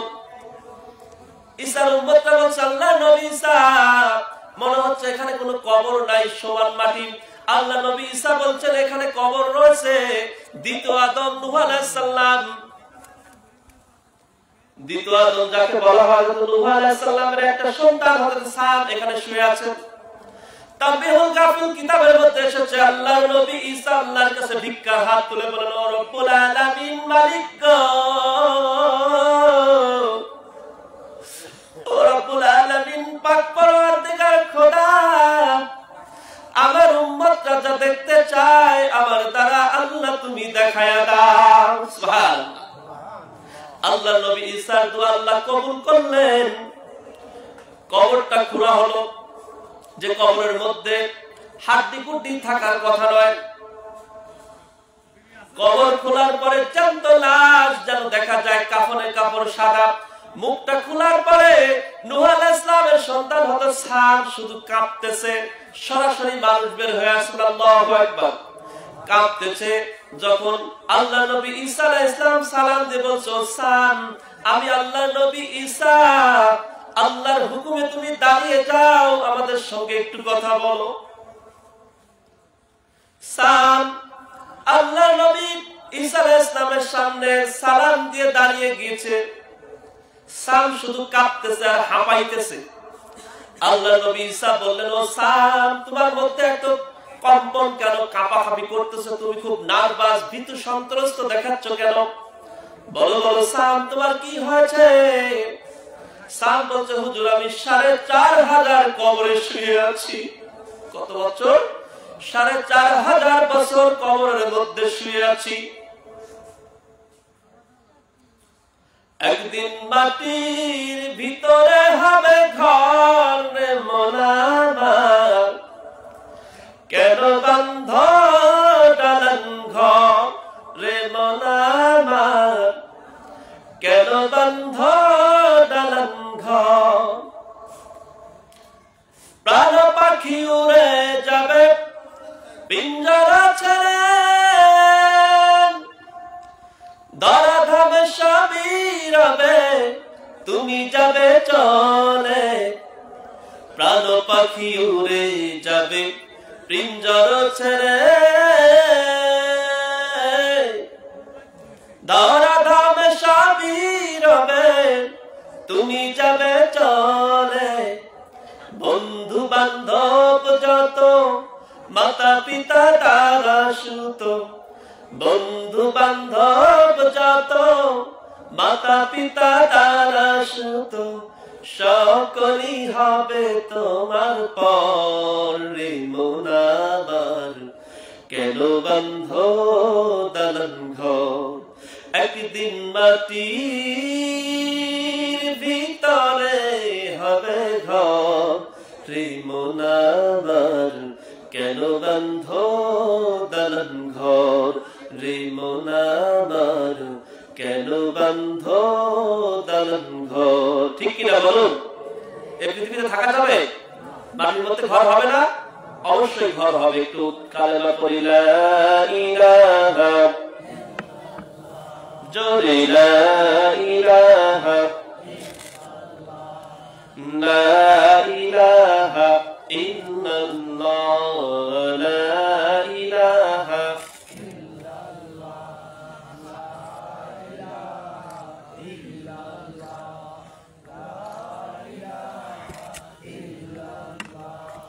লা ইলাহা ইল্লাল্লাহু মুহাম্মাদুর রাসূলুল্লাহ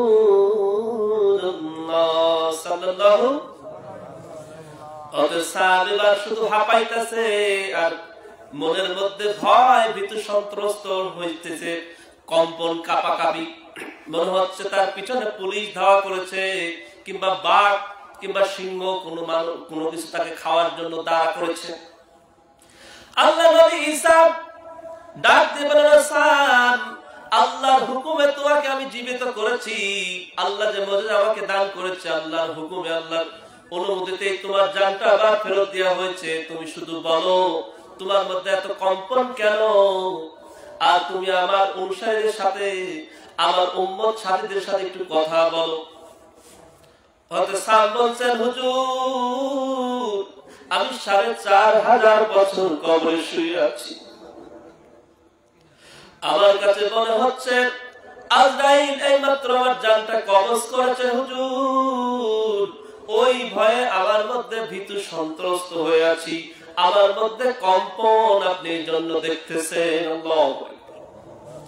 ডাকতে বলছে, হুজুর, একটা মানুষ যদি মাইলের পর মাইল দৌড়া আসে, চতুর্দিক থেকে পাক দিয়ে আসে, দৌড় দিয়ে আসে, তারপরে দাঁড়াইলে আস্তে আস্তে তার কম্পনটা থেমে যায়। কিন্তু কবরের আযাব এমন আযাব, মৃত্যুর আযাব এমন আযাব, এতই ভয়ঙ্কর, একবার যে এই পথে পা দিয়েছে, যার রূহটাকে একটাবার টান দেওয়া হয়েছে, তার কম্পন কোন সময় আর থামতে চাই না।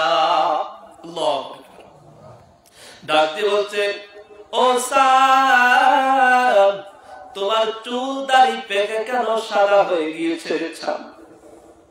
আমি আল্লাহর নবী ঈসা তো জানি, তোমার আব্বার জামানায়, নূহ আলাইহিস সালামের জামানায় যতই মানুষের বয়স হোক, চুল দাড়ি পাকতো না। ও সাদ, আমার দিনী ভাই, তোমার চুল দাড়ি পেকে কেন সাদা হয়ে গিয়েছে? তাওবীহুল গাফিল কিতাবের মধ্যে এসেছে, সাদ বলছে, আল্লাহর নবী ঈসা, ওই যে আজরাইল আমার জানটা ধরে টান দিয়েছে, এতখানি কষ্ট আমি অনুভব করেছি, এতখানি কষ্ট আমার লেগেছে, ওই কষ্টের কারণে চুল দাড়ি পেকে আবার সাদা হয়ে গিয়েছে। আল্লাহু আকবার। সাদ ডাকতে বলছে, হুজুর, কবরের আযাবের কথা, মৃত্যুর যন্ত্রণার কথা মানুষকে বলে বোঝানো যায় না। তাওবীহুল গাফিল কিতাবের মধ্যে আরেকটা এসেছে, আমর ইবনুল আস, আসের পুত্র, আমরের পুত্র আস, এটা এসেছে আমর ইবনুল আস। এই আমর ইবনুল আসের মৃত্যুর সময় আমরের পুত্র আস তিনি ডাক দিয়ে বলেন হযরত আমরকে, আব্বা জান, আপনার মৃত্যুর সময় কেমন কষ্ট হয়? আপনার পুত্র আমি আজকে একটাবার একটু জিজ্ঞাসা যাবেন, একটু বলে যাবেন, আমি শুনতে চাই। ও আব্বা, মৃত্যুর যন্ত্রণা, সাকরাতুল মউত তার শুরু হয়ে গিয়েছে। ছেলে ডাক দিয়ে বলছে, আপনার মৃত্যুর সময় কেমন কষ্ট হয় একটাবার আমাকে আপনি বলে যান। আবার ডাক দিয়ে বলছে, আমার সন্তান আছে রে, মৃত্যুর যন্ত্রণা মানুষকে বলে বোঝানো যায় না রে বেটা। সাপে যাকে কখনো কামড় দেয় নাই, সাপের বিষের জ্বালা কখনো তাকে প্র্যাকটিক্যালে বোঝানো যায় না। যাকে সাপে একবার বিষধর সাপে কামড় দিয়েছে রে বাজান, ওই ব্যক্তি জানে সাপের বিষের কি জ্বালা। ও আমার সন্তান, পরিচার টুকরা রে, তুমি যেহেতু বলেছ মৃত্যুর যন্ত্রণা কেমন হয়, একটু তোমাকে আমি বলে যাই। আমার কাছে মনে হয় আমার মাথা থেকে পা পর্যন্ত কেমন করে যেন মনে হচ্ছে আমার সমস্ত হাড্ডি থেকে গোশতগুলো আলাদা হয়ে যায়। আল্লাহ, আমার কাছে মনে হয় রে সন্তান, আমার কলিজার মধ্যে বড় বড় বর্ষি লাগাইয়া কিছু নওজোয়ান ধরে টানাটানি করছে। আমার কাছে মনে হয় রে বাজান, সূচের পিছনে যে ছোট্ট ছিদ্র, ওখান দিয়ে ঢুকতে আমি রাজি না, আমাকে জোর করে সূচের পিছনের ছোট্ট ছিদ্র দিয়ে ঢুকায় এপাশ ওপাশ করার চেষ্টা করা হচ্ছে। ও বাজান, মৃত্যুর আযাবের কথা মানুষকে বলে বোঝানো যায় না। তাহলে কিসের জীবন, কিসের জিন্দেগি? মৃত্যু তো হবে, কি বলেন? তুমি আজ না হয় কাল বুঝবা একদিন,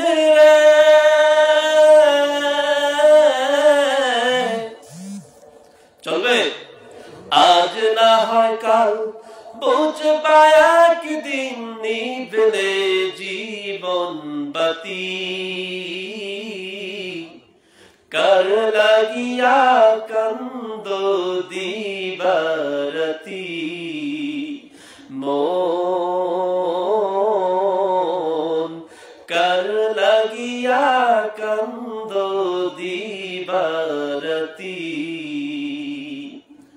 আপন আপন বইলা যারে ভাবছো সারাক্ষণ আসলে যে কেউ নয় তারা ওরে কেউ নয় রে আপন তোমার কে বা আপন অনন্তকালে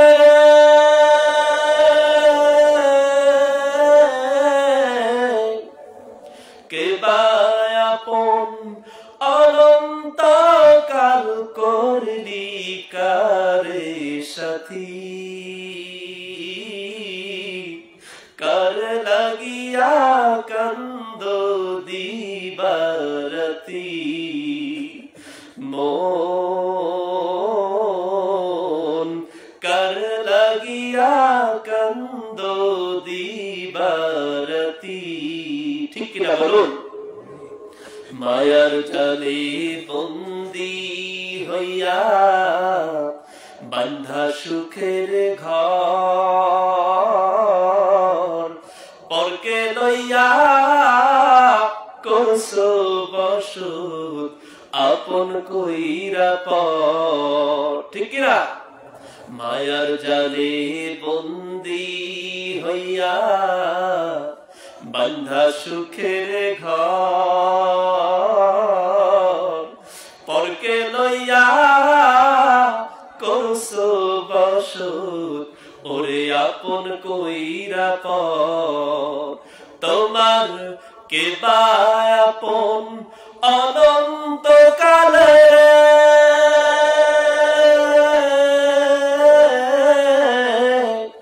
কে বা আপন অনন্তকাল করলি কারে সাথী কার লাগিয়া কান্দ দিবারতি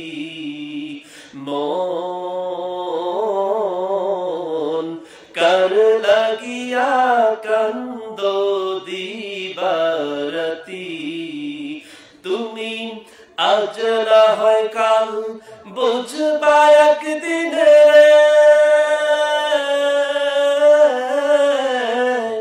আজ না হয় কাল বুঝবা একদিন নিভলে জীবন বাতি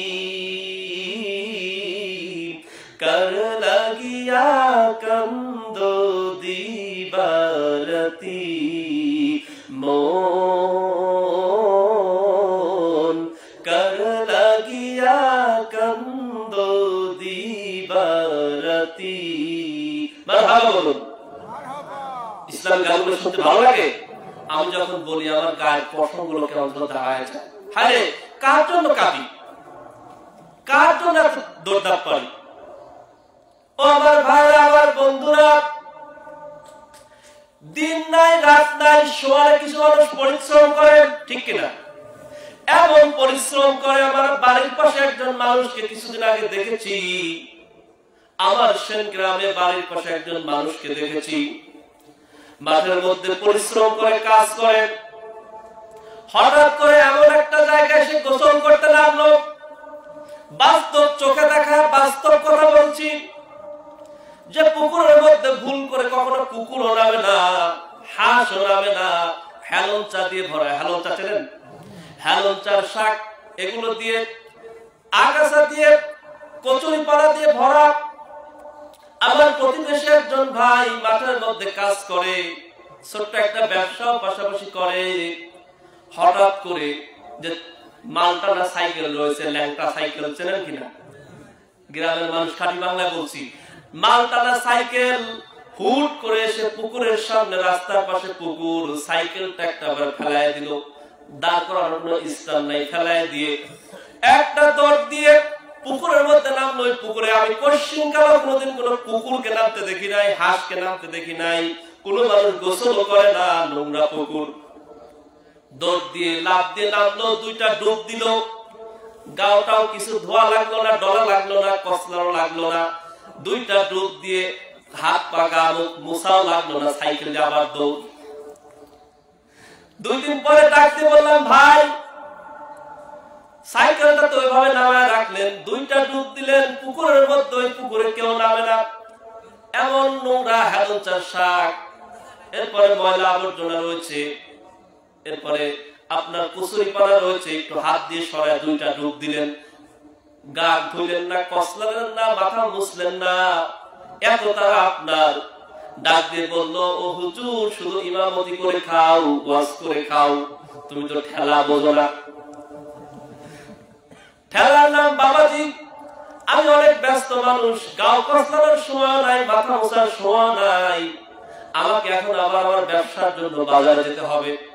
বললাম, ছিলেন কোথায়? বলে, সকাল থেকে মাঠের মধ্যে ছিলাম, এখন আবার ব্যবসার জন্য বাজারে যেতে হবে, পাস করলে বেচা কিনা হবে না। আমি বললাম, ভাই রে জীবন, এটাই হলো জীবন। সে লোক চলে গেল। রাত দিন এক করে ভূতের মতো পরিশ্রম করে ভূতের মতো খাচ্ছে, নামাজ নাই, রোজা নাই, হালাল খাওয়ার কোনো কিছু নাই, সবকিছু হারাম হয়ে যাচ্ছে। আগেই বলেছি, আল্লাহর ইবাদত বন্দেগীর মধ্যে যদি না থাকেন, আপনার কোনো কিছুতে আপনি শান্তি পাবেন না, আপনার বরকত হবে না। আল্লাহর হুকুম যদি না মানেন, শুকরিয়া তো মুখে কোনো সময় আলহামদুলিল্লাহ বলে না, শুধু বলে পেলাম না, খালাম না। আল্লাহ ওর অত দিল, আমার নাই কেন? ওর 5 তলা বিল্ডিং আমার ছাপটা কেন? ওর পুকুর ভর্তি মাছ আমার নাই কেন? ওর মাঠ ভরা ফসল হয়, আমার ফসল হয় না কেন? এত বিপদ আপদ আযাব গজব আমার কেন? এত পরীক্ষা আমার কেন? আল্লাহ কি আমাকে ছাড়া আর কাউকে চোখে দেখে না? বলে কিনা? আল্লাহ বলছেন, ওয়ালা ইন কাফারতুম, সূরা ইব্রাহিমের 7 নম্বর আয়াত মনে আছে?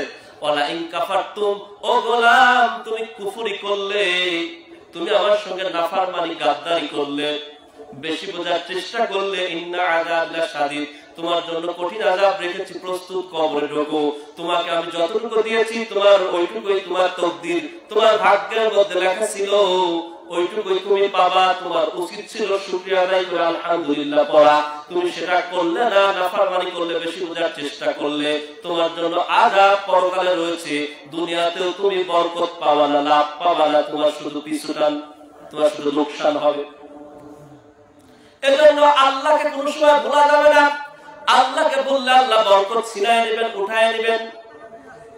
যে কথা বলছিলাম, সম্মানিত হাজিরিন, কবরের মধ্যে আবার আপনাকে যেতে হবে, কবর ছেড়ে কথা বলবে না। কবরের জগতের কঠিন ইমিগ্রেশন আমার আপনাকে পাড়ি দিতে হবে। আল্লাহ নবী বলছেন, কবর হলো আখিরাত জীবন, পরকাল জীবনের প্রথম মঞ্জিল, প্রথম গেট, প্রথম বাধা। কবরের মুনকার নাকিরের সওয়াল জবাব যে ব্যক্তি ভালোভাবে দিতে পারবে, কবর তার জন্য সুখের জায়গা হয়ে যাবে। যতদূর পর্যন্ত চক্ষু যায়, নজর যায়, কবরটা প্রশস্ত করে দেওয়া হবে। বলুন সুবহানাল্লাহ। শুধু তাই নয়, তার রূহটা ইল্লিন নামক জায়গায় চলে যাবে। জান্নাতের এক প্রকার শান্তি, আরাম, আয়েশ সেখানে রয়েছে। রূহটা, জানটা ইল্লিনে চলে যাবে, সেখানে জান্নাতের সুখ, শান্তি, আরাম কিয়ামত পর্যন্ত সে ব্যক্তি পেতে থাকবে। বলুন সুবহানাল্লাহ। শুধু তাই নয়, নবী বলেন, মুনকার নাকিরের সওয়াল জবাব দেওয়ার সময় এমন অবস্থা হবে, বেলা যেন ডুবে ডুবে যায়, তাকে দেখানো হবে। ওই ব্যক্তি বলবে, ও ফেরেশতা, রাখো তোমার সওয়াল জবাব, প্রশ্ন। ওই যে বেলা ডুবে যায়, তাড়াতাড়ি ওযুর পানি দাও গো, ওযু করে নামাজটা আগে আদায় করে নেই, আমার নামাজ কাজা হয়ে যাবে। ফেরেশতা ডাক দিয়ে বলবেন, ও আল্লাহর বান্দা, নামাজ পড়া লাগবে না, তুমি আর দুনিয়াতে নাই, তুমি কবর জগতে। সুবহানাল্লাহ। তখন বলবে যে তুমি দুনিয়াতে নাই, কবর জগতে, সে ব্যক্তি তখন সেন্স পাবে, হুঁশ আসবে, তাকায় দেখবে যে আশেপাশে তো আসলেই তাই, আমি তো কবর জগতে। মুনকার নাকিরের সওয়াল জবাব যখন পেয়ে যাবে, আল্লাহর হুকুমে ওই ব্যক্তির চোখ যত দূর যায়, কবর প্রশস্ত হবে, রূহটা ইল্লিন নামক জায়গায় যে শান্তি পাবে, তার আগে এমন অবস্থা হবে জান্নাতের আল্লাহর হুকুমে জান্নাতের একটা দরজা করে দেওয়া হবে, এমন একটা জান্নাতি বাতাস এসে তার গায়ে লাগবে, তার রূহটা ইল্লিন নামক জায়গায় গিয়ে ঘুমিয়ে পড়বে। এদিকে কিয়ামত শুরু হয়ে যাবে, বিচার দিবসের জন্য মানুষ তাড়াহুড়া করে দৌড় দিবে। ফেরেশতা যখন তাকে ধাক্কা দিবে, এই বেটা ওঠ, ধাক্কা দিবে। ফেরেশতাকে সে বলবে, রাগান্বিত হয়ে বড় বড় চোখ করে ফেরেশতার দিকে তাকায় বলবে, কাঁচা ঘুমটা নষ্ট করার সাহস তুমি কোথায় পেলে? এই মাত্র আমি ঘুমাইছি, আমাকে তুমি উঠায় দিলে, কাঁচা ঘুমটা নষ্ট করে দিলে, তুমি এত বড় সাহস কই পাও? ফেরেশতা মুস্কি মুস্কি হাসবে, বলবে, এই মাত্র তুমি ঘুমাইছো। ও আল্লাহর বান্দা, লক্ষ কোটি বছর পার হয়ে গিয়েছে, এক ঘুমে আর তুমি বলছো এই মাত্র ঘুমাইছি। সুবহানাল্লাহ। আজ ব্যক্তি মুনকার নাকিরের সওয়াল জবাব পারবে না, জিন্দেগিতে এক ওয়াক্ত নামাজ পড়ে নাই, ভুল করেও পশ্চিম দিক পড়ে নাই, জুমার দিনে নামাজ পড়ে শুকরানি মুসল্লি, ঈদের দিনে নামাজ পড়ে ঈদুল মুসল্লি। কি বলেন? আমি নাম রাখছি। 5 ওয়াক্ত নামাজ পড়ে পাঞ্জাগানা মুসল্লি, ঠিক কিনা? পাঞ্জাগানা মুসল্লি হতে পারি নাই। ঈদের দিনে সপ্তাহে 2 রাকাত নামাজ পড়ে, 2 রাকাত হয়ে গেলে সিন্নি থাকলে বসে, যদি জিলাপি বাতাসা না থাকে একেবারে গরু সাইড দিলে যেরকম খবর ভাঙে দৌড় মারে ওরকম দৌড় দিয়ে পালায় যায়। আজকে জুমার নামাজ পড়াইছি আমি, প্রতি সপ্তাহে পড়াই দেখেছি। যদি মিষ্টি বাতাসা থাকে, এলান করা হয় নামাজ শেষে দোয়া মাহফিল আছে, বসে যাবেন, তাহলে কিছু লোক পাওয়া যায়। আমার যুবক ভাইয়েরা, যুবকদের স্বভাব বেশি হয়ে গিয়েছে, যুবকদের এমন দেখে মুরব্বীরাও ঈদের পিছনে লেগেছে। 2 রাকাত নামাজ যখন শেষ, ফরজ নামাজ শেষ, সালাম ফিরাইতে দেরি, কিছু কিছু লোক উঠে চলে যায়। আবার যখন মুনাজাত হয়ে যায়, মনে হয় যেন খোয়ারের মধ্যে গরু ছিল, অনেক গরু, খোয়ার খুলে দেওয়া হয়েছে, গরু একেবারে দৌড় দিয়ে পাল ধরে বাড়ায় গেছে। আমার কাছে এমন মনে হয়।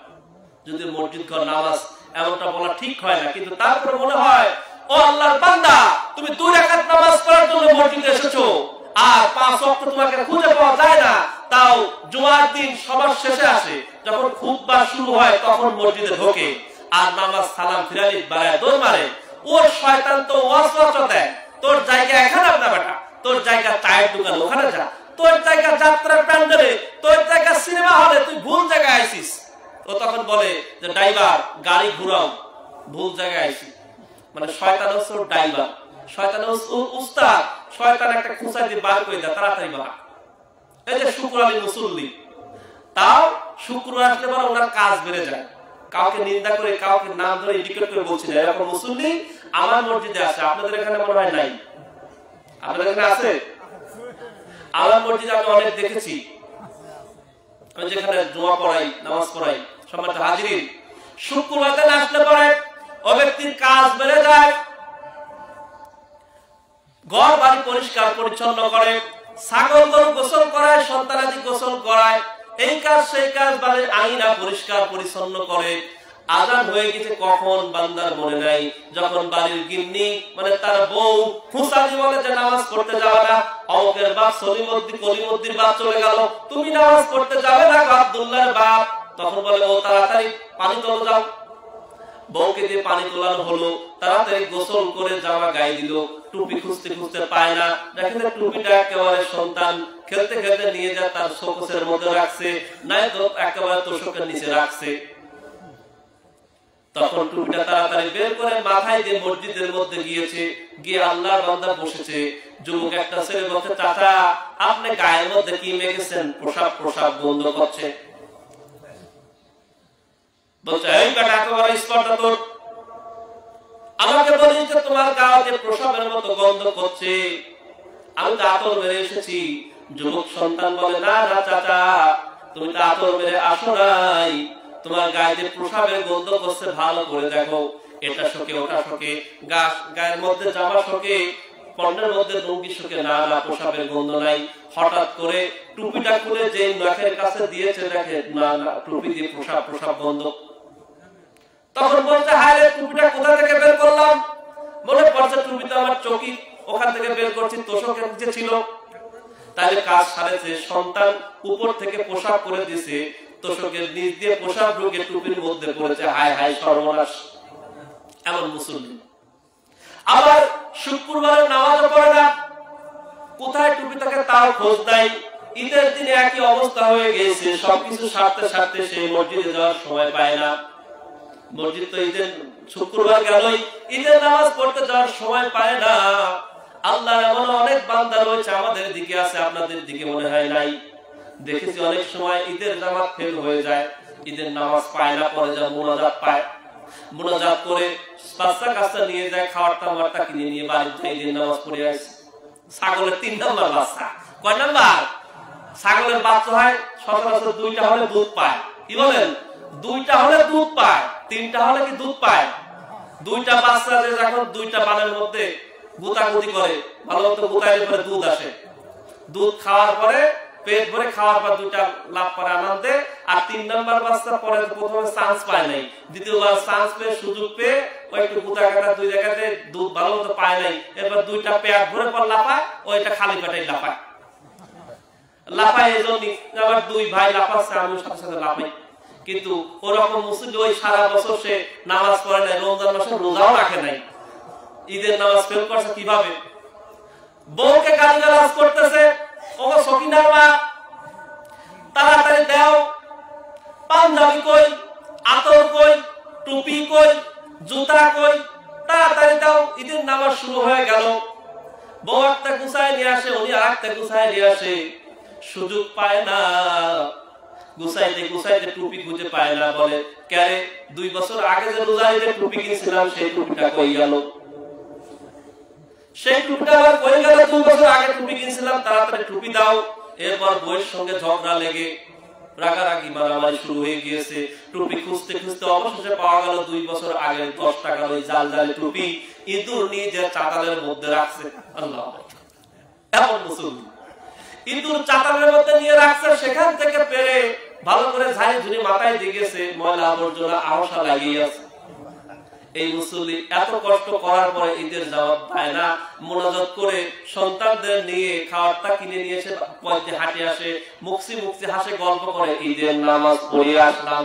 ছাগলের 3 নম্বর বাচ্চার মতো ও না পায়, ঈদের জামাত তো পায় নাই, রোজাও করে নাই। আনন্দ ওর জন্য না, আনন্দ হলো 1 মাস যারা রোজা রেখেছে, 5 ওয়াক্ত 12 মাস যারা নামাজ পড়েছে, ওই ব্যক্তির জন্য প্রকৃত আনন্দ। আর নামাজ নাই, রোজা নাই, ঈদের নামাজও নাই, মোনাজাত পায়, সই খাওয়া দাওয়া করে চলে আসছে, ছাগলের 3 নম্বর বাচ্চার মতো ফাল করে। এমন মুসলিম হওয়া যাবে? হওয়া যাবে না। সম্মানিত হাজিরিন, আরেকটা আয়াত কারিমা আমি আপনাদের সামনে তেলাওয়াত করেছি, সেদিকে যাচ্ছি, সময় প্রায় সংক্ষিপ্ত।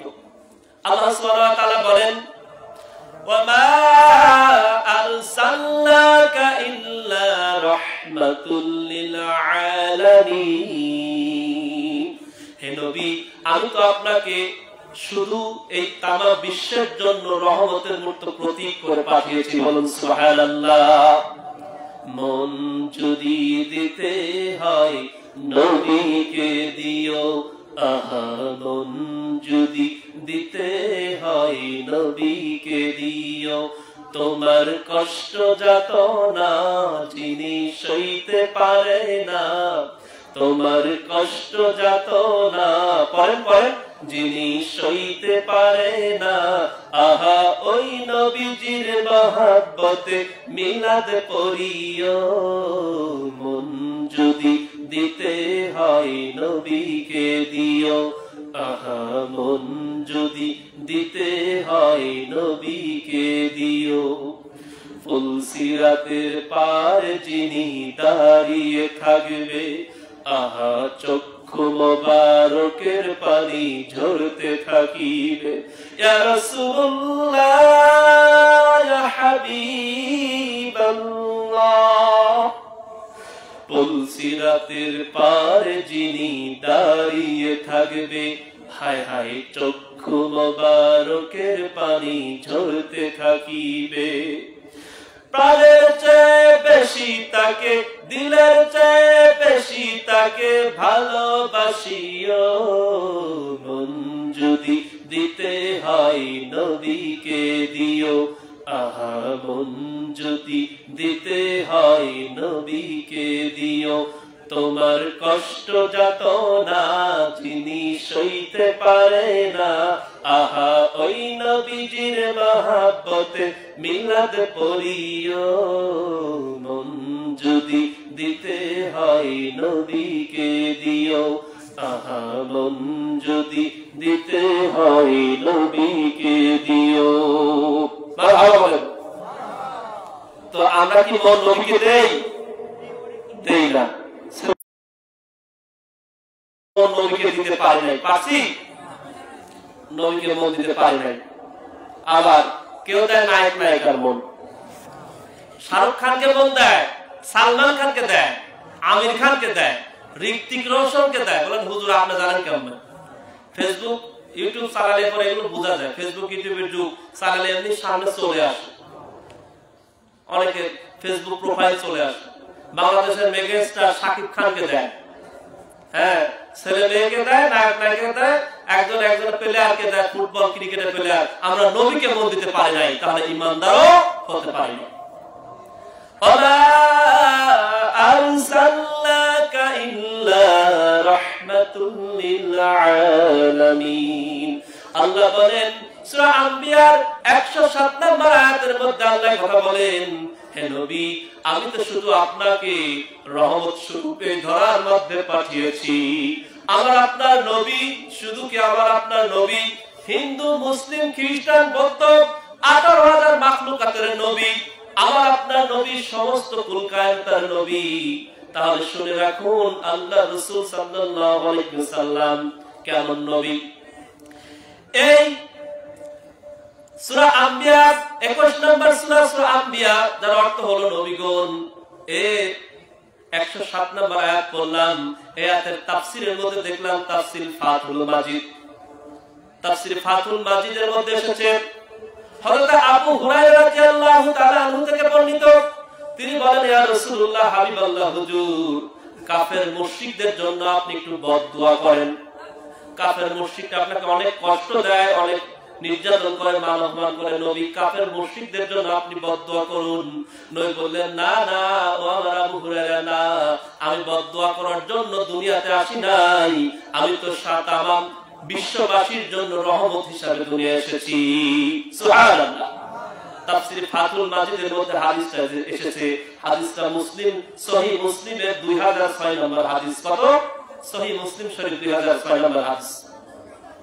আল্লাহ রাসূল সাল্লাল্লাহু আলাইহি ওয়াসাল্লাম বদদুয়া দেন না, আল্লাহ রাসূল কখনোই বদদুয়া দেন না। দুইটা ঘটনা বলে আলোচনা শেষ করব ইনশাআল্লাহ। নবী কেমন দয়ার নবী ছিলেন। আল্লাহ রাসূল সাল্লাল্লাহু আলাইহি ওয়াসাল্লাম 3 দিনের না খাওয়া শরীর, নবীজির পেটের মধ্যে পাথর বাঁধা। আর যে নবীকে আল্লাহ রাব্বুল আলামিন হাবিবুল্লাহ বলেছেন, দোস্ত বলেছেন, সমস্ত নবীদের সর্দার বানিয়ে দিয়েছেন, আমার আপনার নবী যতক্ষণ পর্যন্ত সুপারিশ না করবে আমার আপনার শাফায়াত কখনোই হবে না। কাল কিয়ামতের দিন হযরত আদম আলাইহিস সালামকে সবাই মিলে ধরবে, আল্লাহ নবী আদম আপনি তো প্রথম নবী, আউয়ালুল বাশার, প্রথম মানুষ, যার যার এত কষ্ট যন্ত্রণা শুরু হচ্ছে না। কিয়ামতের এই মাঠে কঠিন ভয়াবহ রৌদ্রের তাপ, মাটি পুড়ে তামা হয়ে যাচ্ছে, মাথার মগজগুলো ভাতের মারের মতো টকবক করে উঠছে। কেননা আল্লাহ সুবহানাহু ওয়া তাআলা সূর্যের 12টা মুখ দিয়ে সৃষ্টি করেছেন। কয়টা মুখ? সূর্যের 12টা মুখ সৃষ্টি করেছেন। পৃথিবী সৃষ্টি করার আগে আল্লাহ সুবহানাহু ওয়া তাআলা আসমান জমিন কিন্তু 6 দিনে সৃষ্টি করেছেন। কুরআনের মধ্যে এসেছে 6 দিনে সৃষ্টি করেছেন। যেদিন শেষ করেছেন সেদিন ছিল 10 মুহররম, আশুরা। আবার ধ্বংস করবেন 10 মুহররম, শুক্রবার আসরের ওয়াক্তের দিকে পৃথিবী ধ্বংস হয়ে যাবে। রব্বে কারীম 12টা মুখ সূর্য তৈরি করেছেন, 11টা মুখ আল্লাহ আরশের দিকে ঘুরিয়ে রেখেছেন। আল্লাহর রহমতের ফেরেশতা রহমতের পানি ঢেলে সেটাকে ঠান্ডা করে রেখেছেন। আর একটা সূর্যের মুখ পৃথিবী থেকে 9,30,00,000 মাইল দূর থেকে তাপ দিচ্ছে। আল্লাহু আকবার। এই জমিন থেকে সূর্যের একটা মুখ 9,30,00,000 মাইল দূরে, সেখান থেকে তাপ দিচ্ছে, তাই আমাদের সহ্য হয় না, শরীরটা জ্বালা পোড়া করে। মাঠের মধ্যে থাকতে পারি না, ঘেমে একাকার হয়ে যায়। সূর্যের প্রখর তাপে চৈত্র মাসে চর অঞ্চলে গিয়ে দেখবেন ধানের মাঠগুলো ফেটে যায়, মনে হয় পা চলে যাবে, ঠিক কিনা? আল্লাহ রাব্বুল আলামিন এই 9,30,00,000 মাইল দূরের সূর্যটাও সেদিন 1.5 হাত মাথার উপর নিয়ে আসবেন, আর 11টা মুখ যেটা ঘুরিয়ে দিয়ে আসমানের দিকে আল্লাহর ফেরেশতারা রহমতের পানি ঢালছেন, সেই 11টাকেও ঘুরিয়ে দেওয়া হবে। মোট 12টা সূর্যের মুখ 1.5 হাত মাথার উপর থেকে এমন বিকট তাপ দেবে, আল্লাহ বললেন সূর্য তোর যত তাপ আছে ছেড়ে দে। মাথার মগজগুলি, নবী বলেন, ঘাম মাথার মগজগুলি ভাতের মারের মতো গরম তেলের মতো টকবক টকবক করে উতলাইতে থাকবে, কালের ছিদ্র নাকের ছিদ্র দিয়ে বেয়ে বেয়ে পড়বে। আল্লাহু আকবার। শরীরে এত ঘাম হবে, মানুষের পাপের ধরন অনুযায়ী যেরকম পাপিষ্ঠ সে, কারণ নাভি পর্যন্ত, বুক পর্যন্ত, থুতনি পর্যন্ত, এমনকি ঘামের মধ্যে হাড়ুডুবু হাত খাইতে থাকবে। এমন অবস্থায় মানুষ আদমকে ধরবে, আদম বলবে না আমি আল্লাহর কাছে সুপারিশ করতে পারবো না, বিচারটা শুরু করেন। এই বলার ক্ষমতা আমার নাই, কারণ আমি একটা ভুল করে ফেলেছিলাম। আল্লাহ সব দিয়েছিলেন, গন্ধম গাছের কাছে যাইতে নিষেধ করেছিলেন, আমি আমার স্ত্রী শয়তানের ধোঁকায় পড়ে গন্ধম ফল খেয়ে জান্নাত থেকে বের হয়েছি। আল্লাহ বললে ওটা উত্তর আমি দিতে পারবো না। ঈসার কাছে যাবে, ঈসা পারবে না। ইব্রাহিম খলিলুল্লাহর কাছে যাবে, ইব্রাহিম খলিলুল্লাহ পারবে না। মুসা কালিমুল্লাহর কাছে যাবে, কেউ পারবে না। এমন করে অনেক নবীর কাছে যাবে, কেউ পারবে না। এক পর্যায়ে আল্লাহ রাসূল সাল্লাল্লাহু আলাইহি ওয়াসাল্লামের কাছে মানুষ যখন যাবে, নবীজি সিজদায় পড়ে যাবেন, সিজদায় পড়ে কান্নাকাটি শুরু করবেন। আল্লাহ পাক রব্বুল আলামিন ডাক দিয়ে বলবেন, হাবিবুল্লাহ, ও আমার পেয়ারা বন্ধু হাবিব, তুমি সিজদা উঠাও, বিচার কাজ শুরু করি। আল্লাহ নবী বলবেন, না না না, যতক্ষণ আপনি ওয়াদা করবেন অতক্ষণ পর্যন্ত আমি সিজদা উঠাবো না। আল্লাহ নবীজি বলেন, কি ওয়াদা করতে হবে বলো। আল্লাহ বলবেন, কি ওয়াদা করব? আল্লাহ রাসূল বলবেন, সেদিন আমার একটা উম্মতকে আপনি জাহান্নামে দিবেন, এটা ওয়াদা করেন। আল্লাহ বলবেন, আমার হাবিবুল্লাহ, সমস্ত নবীর থেকে আমি তোমাকে বেশি মহব্বত করি, ভালোবাসি, কথা দিলাম তোমার একটা উম্মতকে যারা কালেমা পড়েছে তাদের একটা কেউ আমি জাহান্নামে দিব না, তুমি সিজদা উঠাও। সুবহানাল্লাহ। আল্লাহ রাসূল সিজদা উঠে বিচার কাজ শুরু করার জন্য সর্বপ্রথম আল্লাহ রাব্বুল আলামিন বললেন, তোমার একটা উম্মতকে দাও যাকে দিয়ে বিচার কাজ শুরু করা যায়, তবে এমন একটা উম্মতকে দিও যাতে শুরুতে বিসমিল্লাহ ভালো হয়, সে যেন জান্নাতি হয়। আল্লাহ রাসূল সাল্লাল্লাহু আলাইহি ওয়াসাল্লাম ডানে বাঁয়ে কোনো দিক তাকাবেন না, এক ডাকে বলবে, আবু বকর সিদ্দিক তুমি সামনে যাও। সুবহানাল্লাহ। আবু বকর সিদ্দিক ইসলামের প্রথম খলিফার সামনে যাবে, কারণ নবীজি বলছেন যে পৃথিবীর জমিনে এমন একটা মানুষ রয়েছে যে সারা দুনিয়ার মানুষের আমল যদি এক পাল্লা দেওয়া হয়, আর আবু বকরের আমল এক রাতের এক কদমের আমল যদি এক পাল্লা দেওয়া হয়, ওই এক কদমের আমল, এক পায়ের আমল সবথেকে বেশি হবে। সুবহানাল্লাহ। সেটা কোন আমল? যেদিন আল্লাহর রাসূলকে কাঁধে নিয়ে, পিঠে নিয়ে, শুধু বুড়া আমলের উপর দৌড় দিয়ে নবী পাক সাল্লাল্লাহু আলাইহি ওয়াসাল্লামকে নিয়ে গায়ে সুরে পৌঁছাইছিলেন। মক্কা থেকে মদিনার পথে, হিজরতের পথে ওই এক রাতের এক কদমের আমল নেকি সারা পৃথিবীর সমস্ত ঈমানদারের নেকির থেকে বেশি হবে। সুবহানাল্লাহ। সম্মানিত হাজিরিন, তো সেই নবী, এমন দয়ার নবী, 3 দিনের না খাওয়া শরীর, কেমন দয়ার নবী। আল্লাহ রাসূল সাল্লাল্লাহু আলাইহি ওয়াসাল্লাম 3 দিন না খাওয়া, হঠাৎ করে ভাবলেন যে আমি আমার ফাতেমার ঘরে গেলে মনে হয় মেহমান হয়ে যাব, মনে হয় আমি খানা পাবো। দরজায় গিয়ে কড়া নাড়লেন, ও ফাতেমা, তুমি ঘরের মধ্যে আছো নাকি? আমি তোমার আব্বা 3 দিনের না খাওয়া শরীর নিয়ে এসেছি, তোমার ঘরে কি খাওয়া দাওয়ার মতো কোনো ব্যবস্থা আছে? এটা বলবেন। নবীজি বলেন নাই, শুধু ঘরের মধ্যে একটা টোকা দিয়েছেন, অমনি দরজা খুলে দেওয়া হয়েছে। হাসান হুসাইন এসে নবীকে জড়ায় ধরেছে, ও না না, তুমি মনে হয় আমাদের জন্য খাবার নিয়ে এসেছো। না না না গো, আজকে 3 দিনের বেশি হলো আমাদের ঘরে কোনো চুলায় আগুন জ্বলে না। ও না না, মনে হয় খাবার নিয়ে এসেছো, দাও দাও দাও, জলদি করে দাও, খেয়ে কলিজাটা ঠান্ডা করি, ক্ষুধার জ্বালা সহ্য হচ্ছে না। আল্লাহ রাসূলের মুখটা ফ্যাকাশ হয়ে গেল। আহারে, 3 দিনের না খাওয়া শরীর পেতে পাথর পেতে আমি আসলাম আমার ফাতেমার ঘরে মেহমান হয়ে, মনে হয় কিছু খাবার পাবো। এসে শুনি 3 দিনের বেশি আমার ফাতেমার চুলায় আগুন জ্বলে না। সঙ্গে সঙ্গে 2টা নাতি হাসান হুসাইনের কপালে চুমু খেয়ে বললেন, ও নানা ভাই থাকো থাকো, আমি খাবার নিয়ে আসছি। আল্লাহ রাসূল সাল্লাল্লাহু আলাইহি ওয়াসাল্লাম